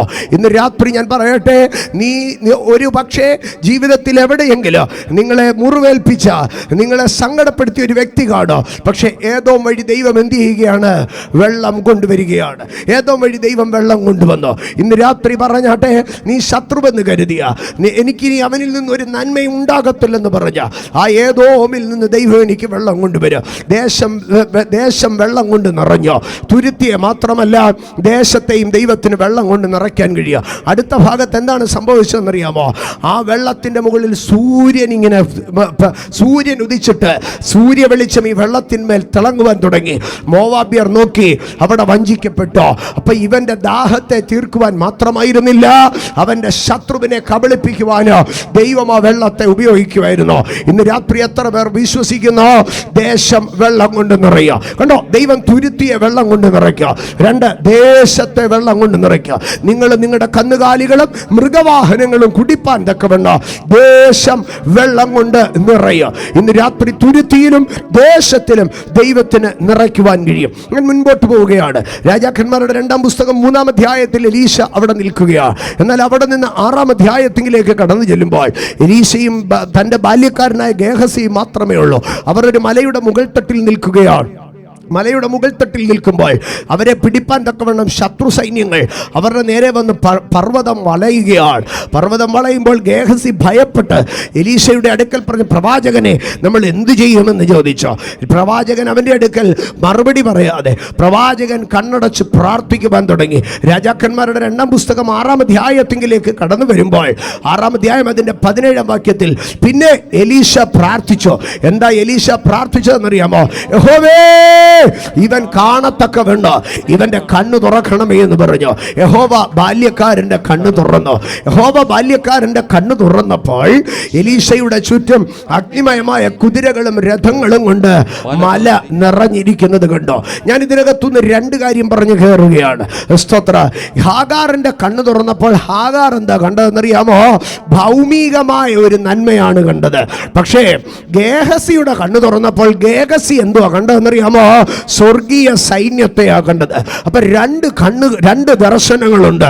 ഒന്ന്, ഭൗമിക നന്മ പ്രാപിക്കുവാൻ നിന്റെ ദർശനം പുതുക്കപ്പെടണം. 2, സ്വർഗീയ അനുഗ്രഹം പ്രാപിക്കുവാൻ കൃപാവരങ്ങൾക്കും ദൂതമണ്ഡലങ്ങൾക്കുമായി നിന്റെ കണ്ണ് തുറക്കണം. ഇപ്പൊ ഗേഹസിക്ക് ഇവിടെ തുറന്നത് ഒരു ഭൗമിക ദർശനമായിരുന്നില്ല, ഒരു വെളിപ്പാടിന്റെ കണ്ണുകളായിരുന്നു. ആ വെളിപ്പാടിന്റെ കണ്ണു തുറന്നപ്പോൾ താൻ എന്താണ് കണ്ടതെന്നറിയാമോ? ഇതാ അഗ്നിമയമായ അശ്വങ്ങളും രഥങ്ങളുമായി, കുതിരകളും രഥങ്ങളും കൊണ്ട് മല നിറഞ്ഞിരിക്കുന്നു. എൻ്റെ സഹോദരങ്ങളെ, എനിക്കതിൻ്റെ കണക്കെടുക്കാൻ അറിയത്തില്ല. കണക്കെടുക്കാൻ അറിയാമായിരുന്നെങ്കിൽ ഞാൻ കറക്റ്റ് കണക്കെടുത്ത് പറയായിരുന്നു. ഒരു മല നിറച്ച് കുതിരകളും രഥങ്ങളും വരണമെങ്കിൽ എത്ര രഥങ്ങൾ വന്നാൽ പറ്റുമോ? എത്ര കുതിരകൾ വന്നാൽ പറ്റുമോ? ഒരു 1000 എന്ന് പറഞ്ഞാൽ നിങ്ങൾ സമ്മതിക്കുമോ? ഒരു 2000 എന്ന് പറഞ്ഞാൽ നിങ്ങൾ സമ്മതിക്കുമോ? ഒരു 10,000 എന്ന് പറഞ്ഞാൽ നിങ്ങൾ കൂടിപ്പോയെന്ന് പറയുമോ? ഇന്നത്തെ നമ്മുടെ ബുദ്ധി വെച്ച് ഒരു മല നിറയെ കുതിരകളും രഥങ്ങളും വരണമെങ്കിൽ എത്ര കുതിര വേണം, എത്ര രഥം വേണമെന്ന് നമുക്ക് എന്ത് ചെയ്യാൻ കഴിയത്തില്ല. നമുക്ക് കണക്ക് കൂട്ടി എടുക്കാൻ കഴിയത്തില്ല. അപ്പോൾ ഇത് എത്ര പേരുടെ രക്ഷയ്ക്ക് വേണ്ടിയാണെന്നറിയാമോ? ഒരു ദേശത്തിൻ്റെ രക്ഷയ്ക്ക് വേണ്ടിയല്ല, ഒരു പട്ടണത്തിൻ്റെ രക്ഷയ്ക്ക് വേണ്ടിയല്ല. എലീശ എന്ന് പറയുന്ന ഒരു ഒറ്റ മനുഷ്യന്റെ രക്ഷയ്ക്ക് വേണ്ടി ദൈവം ഒരു പർവ്വതത്തെ മുഴുവനും ഇപ്പൊ എന്തോ ചെയ്തിരിക്കുകയാണ്? സ്വർഗീയ സൈന്യത്തെ കൊണ്ട്, അഗ്നി രഥങ്ങളെയും അഗ്നി അശ്വങ്ങളെയും കൊണ്ട് ദൈവം നിറച്ചിരിക്കുകയാണ്. ഇന്ന് രാത്രി എന്നെ കേൾക്കുന്ന ദൈവത്തിന്റെ പൈതലേ, ജീവിതത്തിന്റെ വഴിത്താരകളിൽ നീ ഒറ്റപ്പെട്ടു പോയെന്ന് പറയരുത്. എന്നെ സഹായിപ്പാൻ ആരുമില്ലെന്ന് പറയരുത്. നിനക്ക് വേണ്ടി പ്രവർത്തിക്കാൻ ആരുമില്ലെന്ന് പറയരുത്. ഇതാ എലീശയുടെ പർവ്വതം മുഴുവൻ രഥങ്ങളും കുതിരകളും കൊണ്ട് നിറയുകയാണ്. എലീശയുടെ പർവ്വതം മുഴുവൻ അഗ്നിമയമായ രഥങ്ങളും കുതിരകളും കൊണ്ട് നിറഞ്ഞു നിൽക്കുകയാണ്. എലീശ, എവിടെ നിന്നാണ് നിനക്ക് ഇത്രയും വലിയ സൈന്യത്തിന്റെ ബാക്കപ്പ്? എലീശ പറയോ, സ്വർഗ കവാടം തുറന്നു, സൈന്യം എനിക്കായി വരുന്നു. ഇന്ന് രാത്രി എത്ര പേർക്ക് വിശ്വസിപ്പാൻ കഴിയുന്നുണ്ട്? എൻ്റെ പ്രതിസന്ധികളിൽ ഞാൻ നിൽക്കുന്ന മലയെ, ഞാൻ നിൽക്കുന്ന പട്ടണത്തെ സൈന്യത്തെ കൊണ്ട് നിറയ്ക്കുവാൻ കഴിയുന്ന സർവശക്തനായ ഒരു ദൈവം എനിക്കുണ്ട്. ഇന്ന് രാത്രി എൻ്റെ പ്രതികൂലങ്ങളുടെ പോർമണ്ഡലങ്ങളിൽ വിളിച്ചു പറഞ്ഞാട്ടെ, എൻ്റെ ദൈവം എനിക്ക് വേണ്ടി ഒരു സൈന്യത്തെ അയച്ചു തരും. എന്നെ സഹായിപ്പാൻ ഒരു മനുഷ്യൻ വരുമെന്ന് ചിന്തിക്കരുത്. എന്നെ സഹായിപ്പാൻ ഒരു ചില വ്യക്തികൾ വരുമെന്ന് ചിന്തിക്കരുത്. ഒരു സൈന്യം നിനക്ക് വേണ്ടി വരികയാണ്. നിന്റെ പർവ്വതത്തെ നിറയ്ക്കുന്ന ഒരു സൈന്യം. ഇന്ന് രാത്രി പറഞ്ഞാട്ടെ, വെള്ളം നിറയ്ക്കാൻ മാത്രമല്ല എൻ്റെ ദൈവത്തിന് കെൽപ്പുള്ളത്, മല മുഴുവനോ സൈന്യത്തെ നിറയ്ക്കുവാൻ, മല മുഴുവനും സൈന്യത്തെ നിറയ്ക്കുവാൻ, മല മുഴുവനും സൈന്യത്തെ നിറയ്ക്കുവാൻ എൻ്റെ ദൈവത്തിന് കഴിവുണ്ട്. ഇന്ന് രാത്രി എത്ര പേർ വിശ്വസിക്കുന്നു? മല മുഴുവനും സൈന്യം കൊണ്ട് നിറയോ, എൻ്റെ യുദ്ധമണ്ഡല സൈന്യം കൊണ്ട് നിറയോ. ഞാൻ അടുത്ത ഭാഗത്തിലേക്ക് കയറുകയാണ്. ആവർത്തന പുസ്തകം 6-ാം അധ്യായം 1. ദൈവം വെള്ളം നിറയ്ക്കുക, ആ വെള്ളം തുരുത്തിയിൽ നിറയ്ക്കോ, സ്തോത്ര, ആ വെള്ളം ദേശത്തിൽ നിറയ്ക്കുക. 2. ദൈവ സൈന്യത്തെ നിറയ്ക്കുക. 3. ആവർത്തന പുസ്തകം 6-ാം അധ്യായം അതിൻ്റെ 11-ാം വാക്യത്തിലേക്ക് വരുമ്പോൾ, ആവർത്തന പുസ്തകം 6-ാം അധ്യായം അതിൻ്റെ 11-ാം വാക്യം ഒന്ന് വായിക്കാമോ? ആവർത്തനം 6:11. വലുതും നല്ലതുമായ പട്ടണങ്ങളും നീ നിറയ്ക്കാതെ സകല സമ്പത്തും നിറഞ്ഞിരിക്കുന്ന വീടുകളും, നീ കുഴിക്കാത്ത കിണറുകളും, നീ നട്ടുണ്ടാക്കാത്ത മുന്തിരിത്തോട്ടങ്ങളും ഒലിവ് തോട്ടങ്ങളും നിനക്ക് തരികയും നീ തിന്നു തൃപ്തി പ്രാപിക്കുകയും ചെയ്യുമ്പോൾ, നിന്നെ അടിമ വീടായ മിസ്രയീം ദേശത്തു നിന്ന് കൊണ്ടുവന്ന യഹോവയെ മറക്കാതിരിപ്പാൻ സൂക്ഷിച്ചുകൊള്ളുക.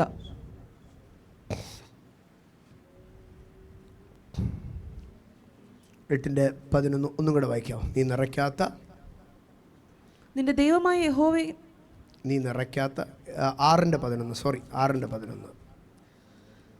വലുതും നല്ലതുമായ പട്ടണങ്ങളും 6:11 നീ നിറയ്ക്കാതെ സകല സമ്പത്തും നിറഞ്ഞിരിക്കുന്ന വീടുകളും, സകല സമ്പത്തും നിറഞ്ഞിരിക്കുന്ന വീടുകളും, നിറഞ്ഞിരിക്കുന്നതായ വീടുകൾ. അപ്പോൾ ദൈവത്തിന് എന്ത് ചെയ്യുവാൻ കഴിയും? ദൈവത്തിന് എന്ത് ചെയ്യുവാൻ കഴിയും? വീടുകളെ നിറയ്ക്കുവാൻ കഴിയും. ഇന്ന് രാത്രി എത്ര പേർക്ക് വിശ്വസിപ്പാൻ കഴിയുന്നു? ദൈവം എൻ്റെ വീടുകളെ നിറയ്ക്കുന്ന ദൈവമാണ്. നമുക്ക് ദൈവത്തെക്കുറിച്ചുള്ള നമ്മുടെ ദർശനം അങ്ങനെയായിരിക്കണം. ഞാൻ ഇനിയും പറയുന്നൊരു ഭാഗം നിങ്ങൾക്ക് ഏത് വിധത്തിൽ വേണമെങ്കിലും എടുക്കാം. നമ്മുടെ ശാപങ്ങളെ മാറ്റുവാൻ തക്കവണ്ണം കർത്താവ് നമുക്ക് വേണ്ടി ശാപമായി തീർന്നു. യേശു ശാപമായതുകൊണ്ട് നമ്മൾ ശാപമായി തീരുമോ? ശാപമായി തീരുമോ? യേശു ശാപമായി തീർന്നു, അതുകൊണ്ട് നമ്മൾ ശാപമായി തീരുമോ? ഇല്ല.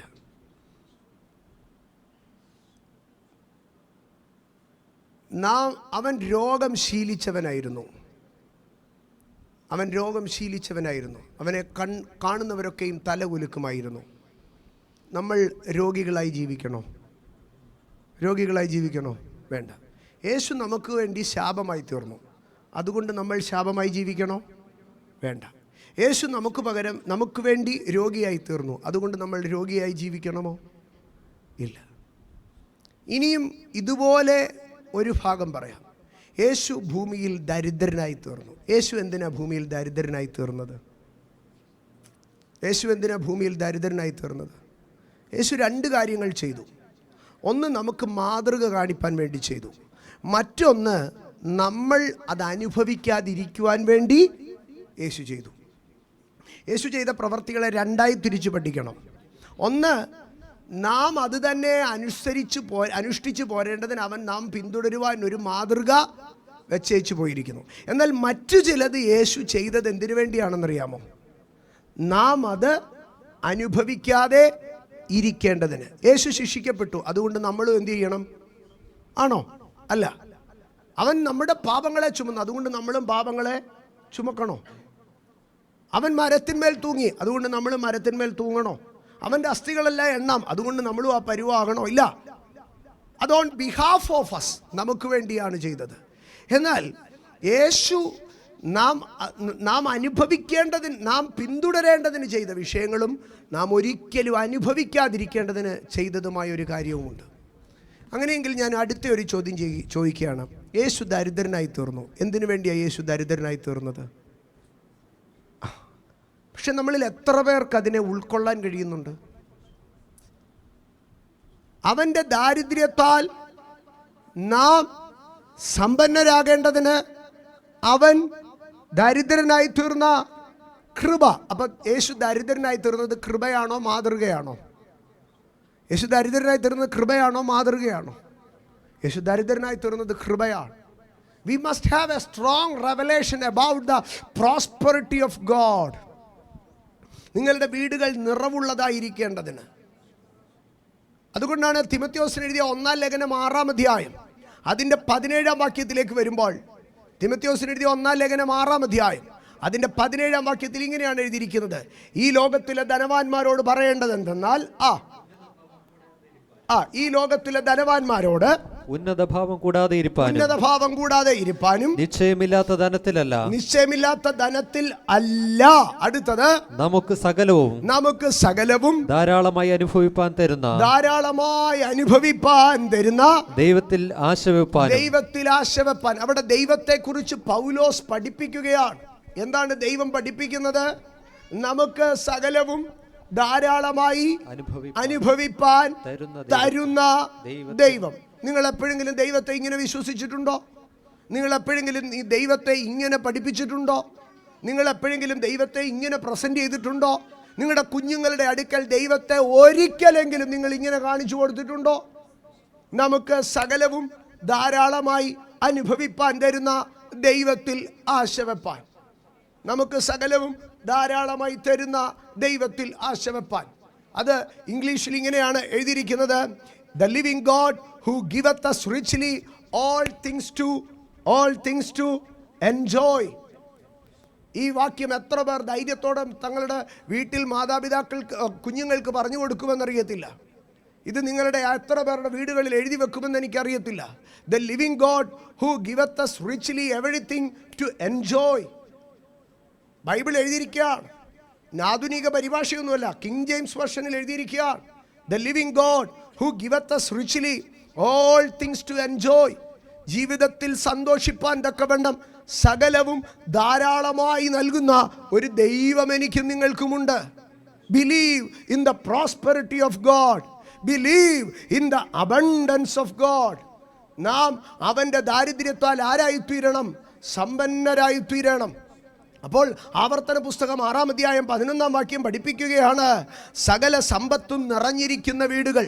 അപ്പോൾ വീടുകളെ ദൈവം എന്തു ചെയ്യും? നിറയ്ക്കും. വീടുകളെ ദൈവം നിറയ്ക്കും. അതെന്തുകൊണ്ടാണ് നിറയ്ക്കുന്നത്? കരച്ചിലും പല്ലുകടിയും സങ്കടവും കൊണ്ടല്ല ദൈവം നിറയ്ക്കുന്നത്. വീടുകളെ ദൈവം സമ്പത്ത് കൊണ്ട് നിറയ്ക്കും.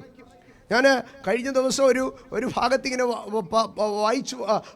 ഒരാൾ എൻ്റെ അടുക്കൽ സംസാരിക്കുമ്പോൾ ഇങ്ങനെ പറഞ്ഞൊരു ഭാഗമാണ്: കേരളത്തിലെ സ്ത്രീകൾക്ക് പ്രധാനമായി 2 പ്രശ്നങ്ങളാണുള്ളത്. കേരളത്തിലെ സ്ത്രീകൾക്ക് പ്രധാനമായി 2 പ്രശ്നം. ഒന്ന്, ഒരു വിവാഹത്തിന് പോകുവാൻ, ഒരു കല്യാണം വന്നാൽ അവർ കൊടുത്തോണ്ട് പോകാൻ എന്തോ കാണത്തില്ല? സാരി കാണത്തില്ല. എന്നാൽ അവരെ സംബന്ധിക്കുന്ന രണ്ടാമത്തെ പ്രശ്നം എന്തായിരിക്കും എന്നറിയാമോ? സാരി വെക്കാൻ വീട്ടിൽ സ്ഥലവും കാണത്തില്ല. ഏതൊരു നല്ല വീട് ഭർത്താവ് പണിതു കൊടുത്താലും ഭാര്യ 6 മാസം കഴിയുമ്പം പറയുന്ന ഒരു കംപ്ലൈൻ്റ് ഉണ്ട്. ഞാൻ അന്നേ പറഞ്ഞതാ, ഈ കിച്ചണിൽ കുറച്ചും കൂടെ സ്ഥലം വേണമായിരുന്നെന്ന്. ഞാൻ അന്നേ പറഞ്ഞതാ. ഞാൻ പറഞ്ഞ ഇവിടെ ആർക്കും കേൾക്കാൻ വയ്യായല്ലോ. എൻ്റെ സഹോദരങ്ങളെ, നിങ്ങൾ പറയുന്നത് കേട്ട് 4 മുറിയുടെ വലിപ്പത്തിൽ അടുക്കള പണിതാലും നിങ്ങൾക്ക് സ്ഥലം പോരാതെ വരും. കാരണം ദൈവം തൻ്റെ ജനത്തിന് നൽകിയ വാഗ്ദത്തം അതാണ്: സ്ഥലം പോരാതെ വരുവോളം നീ അനുഗ്രഹിക്കപ്പെടും. സ്ഥലം പോരാതെ വരുവോളം നീ അനുഗ്രഹിക്കപ്പെടും. അത് ദൈവജനത്തിൻ്റെ അനുഗ്രഹമാണ്. ആകയാൽ we should have a clear vision about the blessings of God. ദൈവജനം നന്മകളെ അവകാശമാക്കുന്നവരായിരിക്കണം. അനുഗ്രഹങ്ങളെ അവകാശമാക്കുന്നവരായിരിക്കണം. തലമുറകളെ അനുഗ്രഹിച്ച് പ്രാർത്ഥിക്കുന്നവരായിരിക്കണം. അതിനോട് ചേർത്ത് ഞാൻ ഒരു കാര്യം കൂടെ പറയുകയാണ്: നിങ്ങളുടെ കുഞ്ഞുങ്ങളെ നിങ്ങൾ അനുഗ്രഹിക്കുന്നവരായിരിക്കണം. ഞാൻ എല്ലായിടത്തും പറയുന്ന ഒരു ഭാഗമാണ്. നമ്മളെപ്പോഴും നമ്മുടെ കുഞ്ഞുങ്ങളോട് പറയുകയാണ്: മേ ഗോഡ് ബ്ലെസ് യു. ദൈവം അനുഗ്രഹിക്കാൻ നിങ്ങളുടെ ഒത്താശ ശുപാർശയൊന്നും വേണ്ട. May God bless you. ദൈവം നിന്നെ അനുഗ്രഹിക്കട്ടെ. ചിലവൊന്നുമില്ലല്ലോ. ഞാനിവിടെ വന്ന് നിങ്ങളെ കണ്ടിട്ട് പറയുകയാണ്: പാസ്റ്റർ പാസ്റ്റർ നിങ്ങൾക്ക് 500 രൂപ തരും, മേടിച്ചോ എന്ന് പറഞ്ഞാൽ എൻ്റെ പോക്കറ്റിൽ നിന്ന് വല്ലതും പോകുന്നുണ്ടോ? ഒന്നും പോകുന്നില്ലല്ലോ. അതുപോലെയാണ് മേ ഗോഡ് ബ്ലസ് യു എന്ന് പറയുന്നത്. എന്നാൽ അങ്ങനെയല്ല, ഓരോ അപ്പനോടും അമ്മയോടും ഞാൻ പറയുകയാണ്, നിങ്ങൾ വായി തുറന്ന് പറയണം, I bless you, bless you മോനെ എന്ന് പറയണം. അതാണ് യാക്കോബ് യോസെഫിൻ്റെ അടുക്കൽ പറഞ്ഞത്, നിൻ ജനകന്മാരുടെ അനുഗ്രഹങ്ങൾക്ക് മീതെ നിൻ ദൈവത്തിൻ്റെ അനുഗ്രഹം നിന്റെ നെറുകമേൽ വന്ന് വസിക്കട്ടെ. ആമേൻ. ഇന്ന് ഇതിനകത്തിരിക്കുന്ന ഓരോ മാതാപിതാക്കളുടെ അടുക്കൽ ഞാൻ ചോദിക്കുകയാണ്, നിങ്ങൾ 2 കാര്യം ചെയ്തിട്ടുണ്ടായിരിക്കും. ദൈവം നിന്നെ അനുഗ്രഹിക്കണമെന്ന് പറഞ്ഞിട്ടുണ്ടായിരിക്കുക, ദൈവമേ ഇവനെ അനുഗ്രഹിക്കണമെന്നും പറഞ്ഞിട്ടുണ്ടായിരിക്കുക. പക്ഷെ ഞാൻ നിന്നെ അനുഗ്രഹിക്കുന്നുവെന്ന് മക്കളെ നോക്കി പറഞ്ഞിട്ടുള്ളവരൊന്ന് കൈ ഉയർത്തി. കണ്ടോ? ഇല്ല, വളരെ ചുരുക്കം. ഞാൻ നിന്നെ അനുഗ്രഹിക്കുന്നുവെന്ന് പറയുന്നവർ ചുരുക്കമാണ്. You must practice. God bless you എന്ന് പറഞ്ഞ് നിർത്തിയാൽ പോരാ, ഐ ബ്ലസ് യു, ഞാൻ നിന്നെ അനുഗ്രഹിക്കുന്നു. എന്നാൽ പണ്ടൊക്കെ അമ്മമാരും അപ്പന്മാരും ഇഷ്ടക്കേട് എന്തെങ്കിലും വന്നാൽ പറയും, ഇതിൻ്റെ നീ അനുഭവിക്കും. അനുഭവിപ്പിക്കാൻ എന്തോ ഒരു മിടുക്കാന്നറിയാം.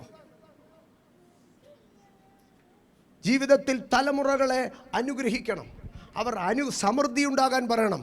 കാരണം ദൈവം എന്ത് ചെയ്യുന്നവനാണ്? അവൻ നിറയ്ക്കുന്നവനാണ്. ക്രിസ്തുവിനെ കുറിച്ചുള്ള വെളിപ്പാടില്ലാത്തത് കൊണ്ടാണ് തലമുറകളുടെ നിറവിലേക്ക് ദൈവമക്കൾ കടന്നു പോകാത്തത്. അവൻ എല്ലാറ്റിലും എല്ലാം നിറയ്ക്കുന്നവനാണ്. ആഭിചാരം കൊണ്ടും മന്ത്രവാദം കൊണ്ടും വിഗ്രഹാരാധന കൊണ്ടും എഫെസോസ് പട്ടണം സമൃദ്ധിയുടെ പിന്നാലെ പോകുമ്പോൾ പൗലോസ് അതിനെതിരെ നിന്ന് പ്രസംഗിക്കുകയാണ്. ദ്യോവിൽ നിന്ന് താഴെ വീണ കരിപുരണ്ട ബിംബമല്ല മനുഷ്യന് സമൃദ്ധി നൽകുന്നത്, മരണത്തെ ജയിച്ച് സ്വർഗത്തിലേക്ക് കയറിപ്പോയ യേശു അത്രേ മനുഷ്യന് നിറവ് നൽകുന്നത്. ഇന്ന് രാത്രി എത്ര പേർ പറയാ, എൻ്റെ ദൈവം നിറവുകളുടെ ദൈവമാണ്? ഞാൻ പൂർത്തീകരണത്തിലേക്ക് കടക്കട്ടെ.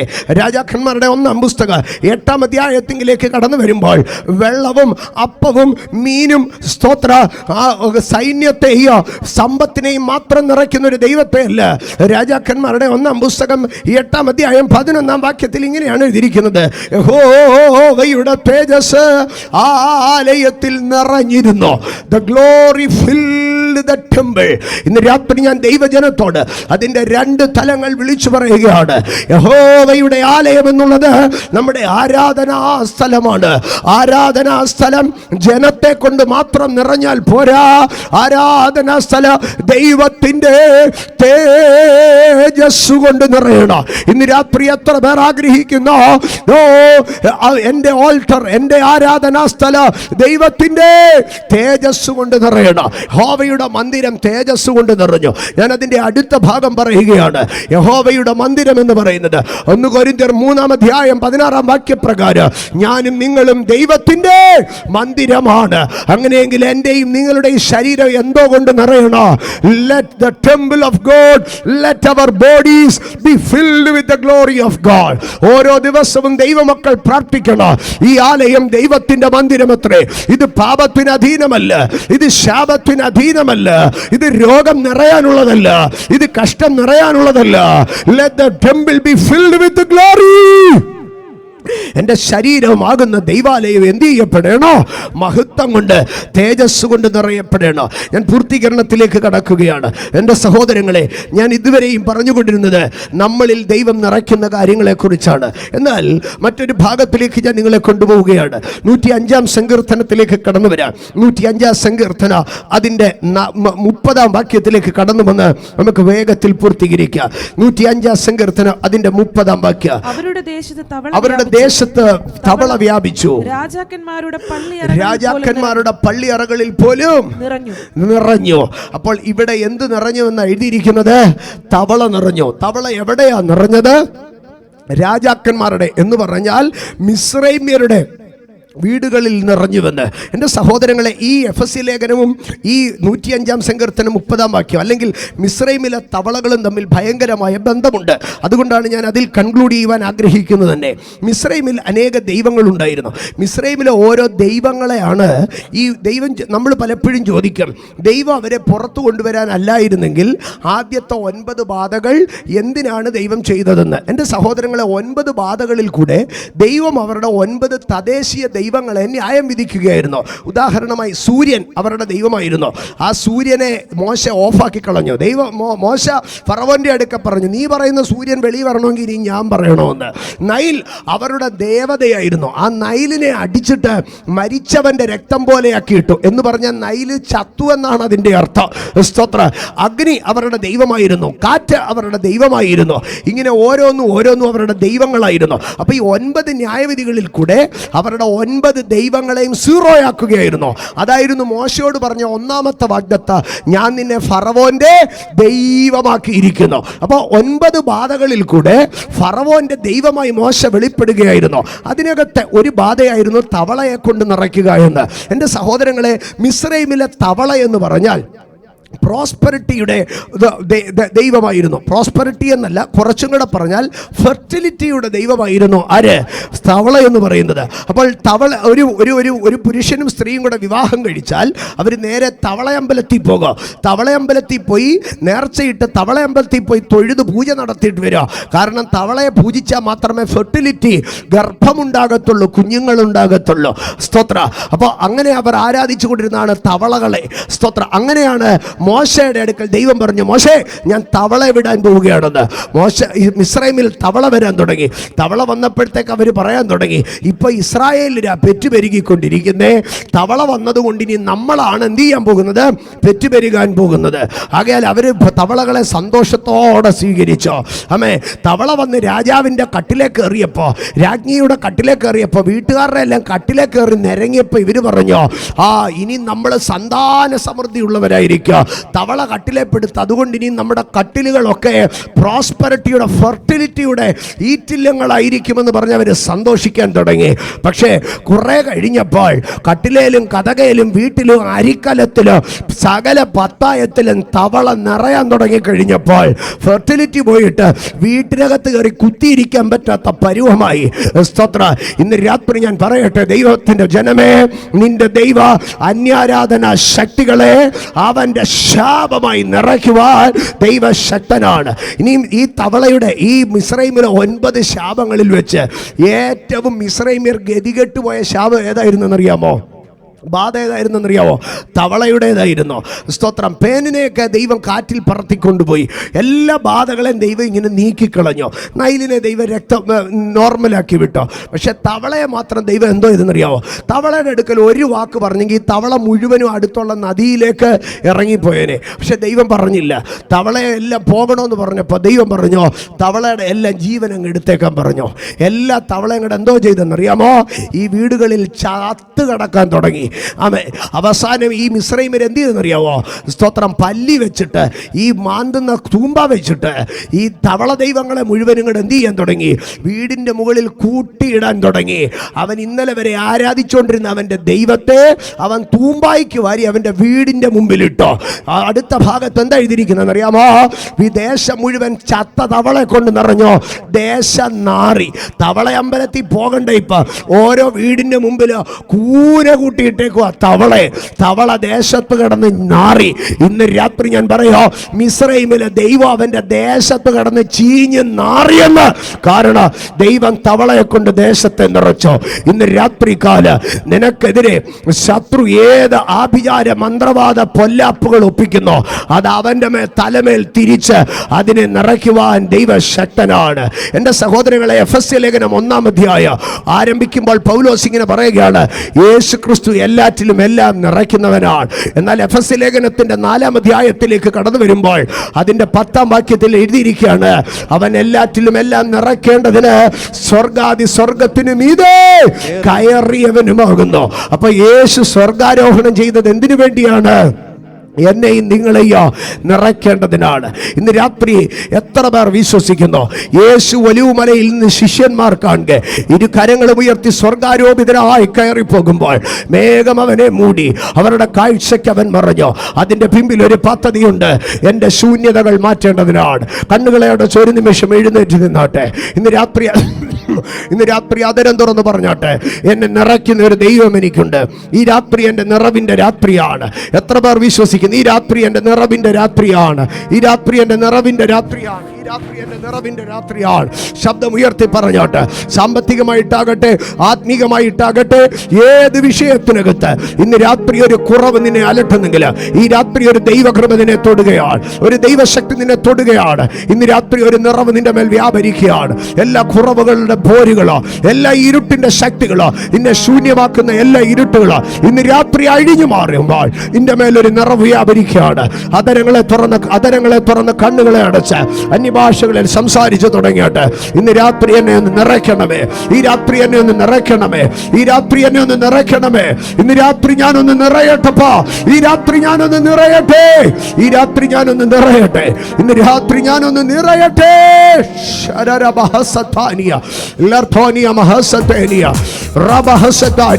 അന്യഭാഷകളിൽ ആധാരം തുറന്ന്, അന്യഭാഷകളിൽ ആധാരം തുറന്ന്, അന്യഭാഷകളിൽ ആധാരം തുറന്ന് ശബരങ്ങളുടെ ഹത്തന മഹസത്തായി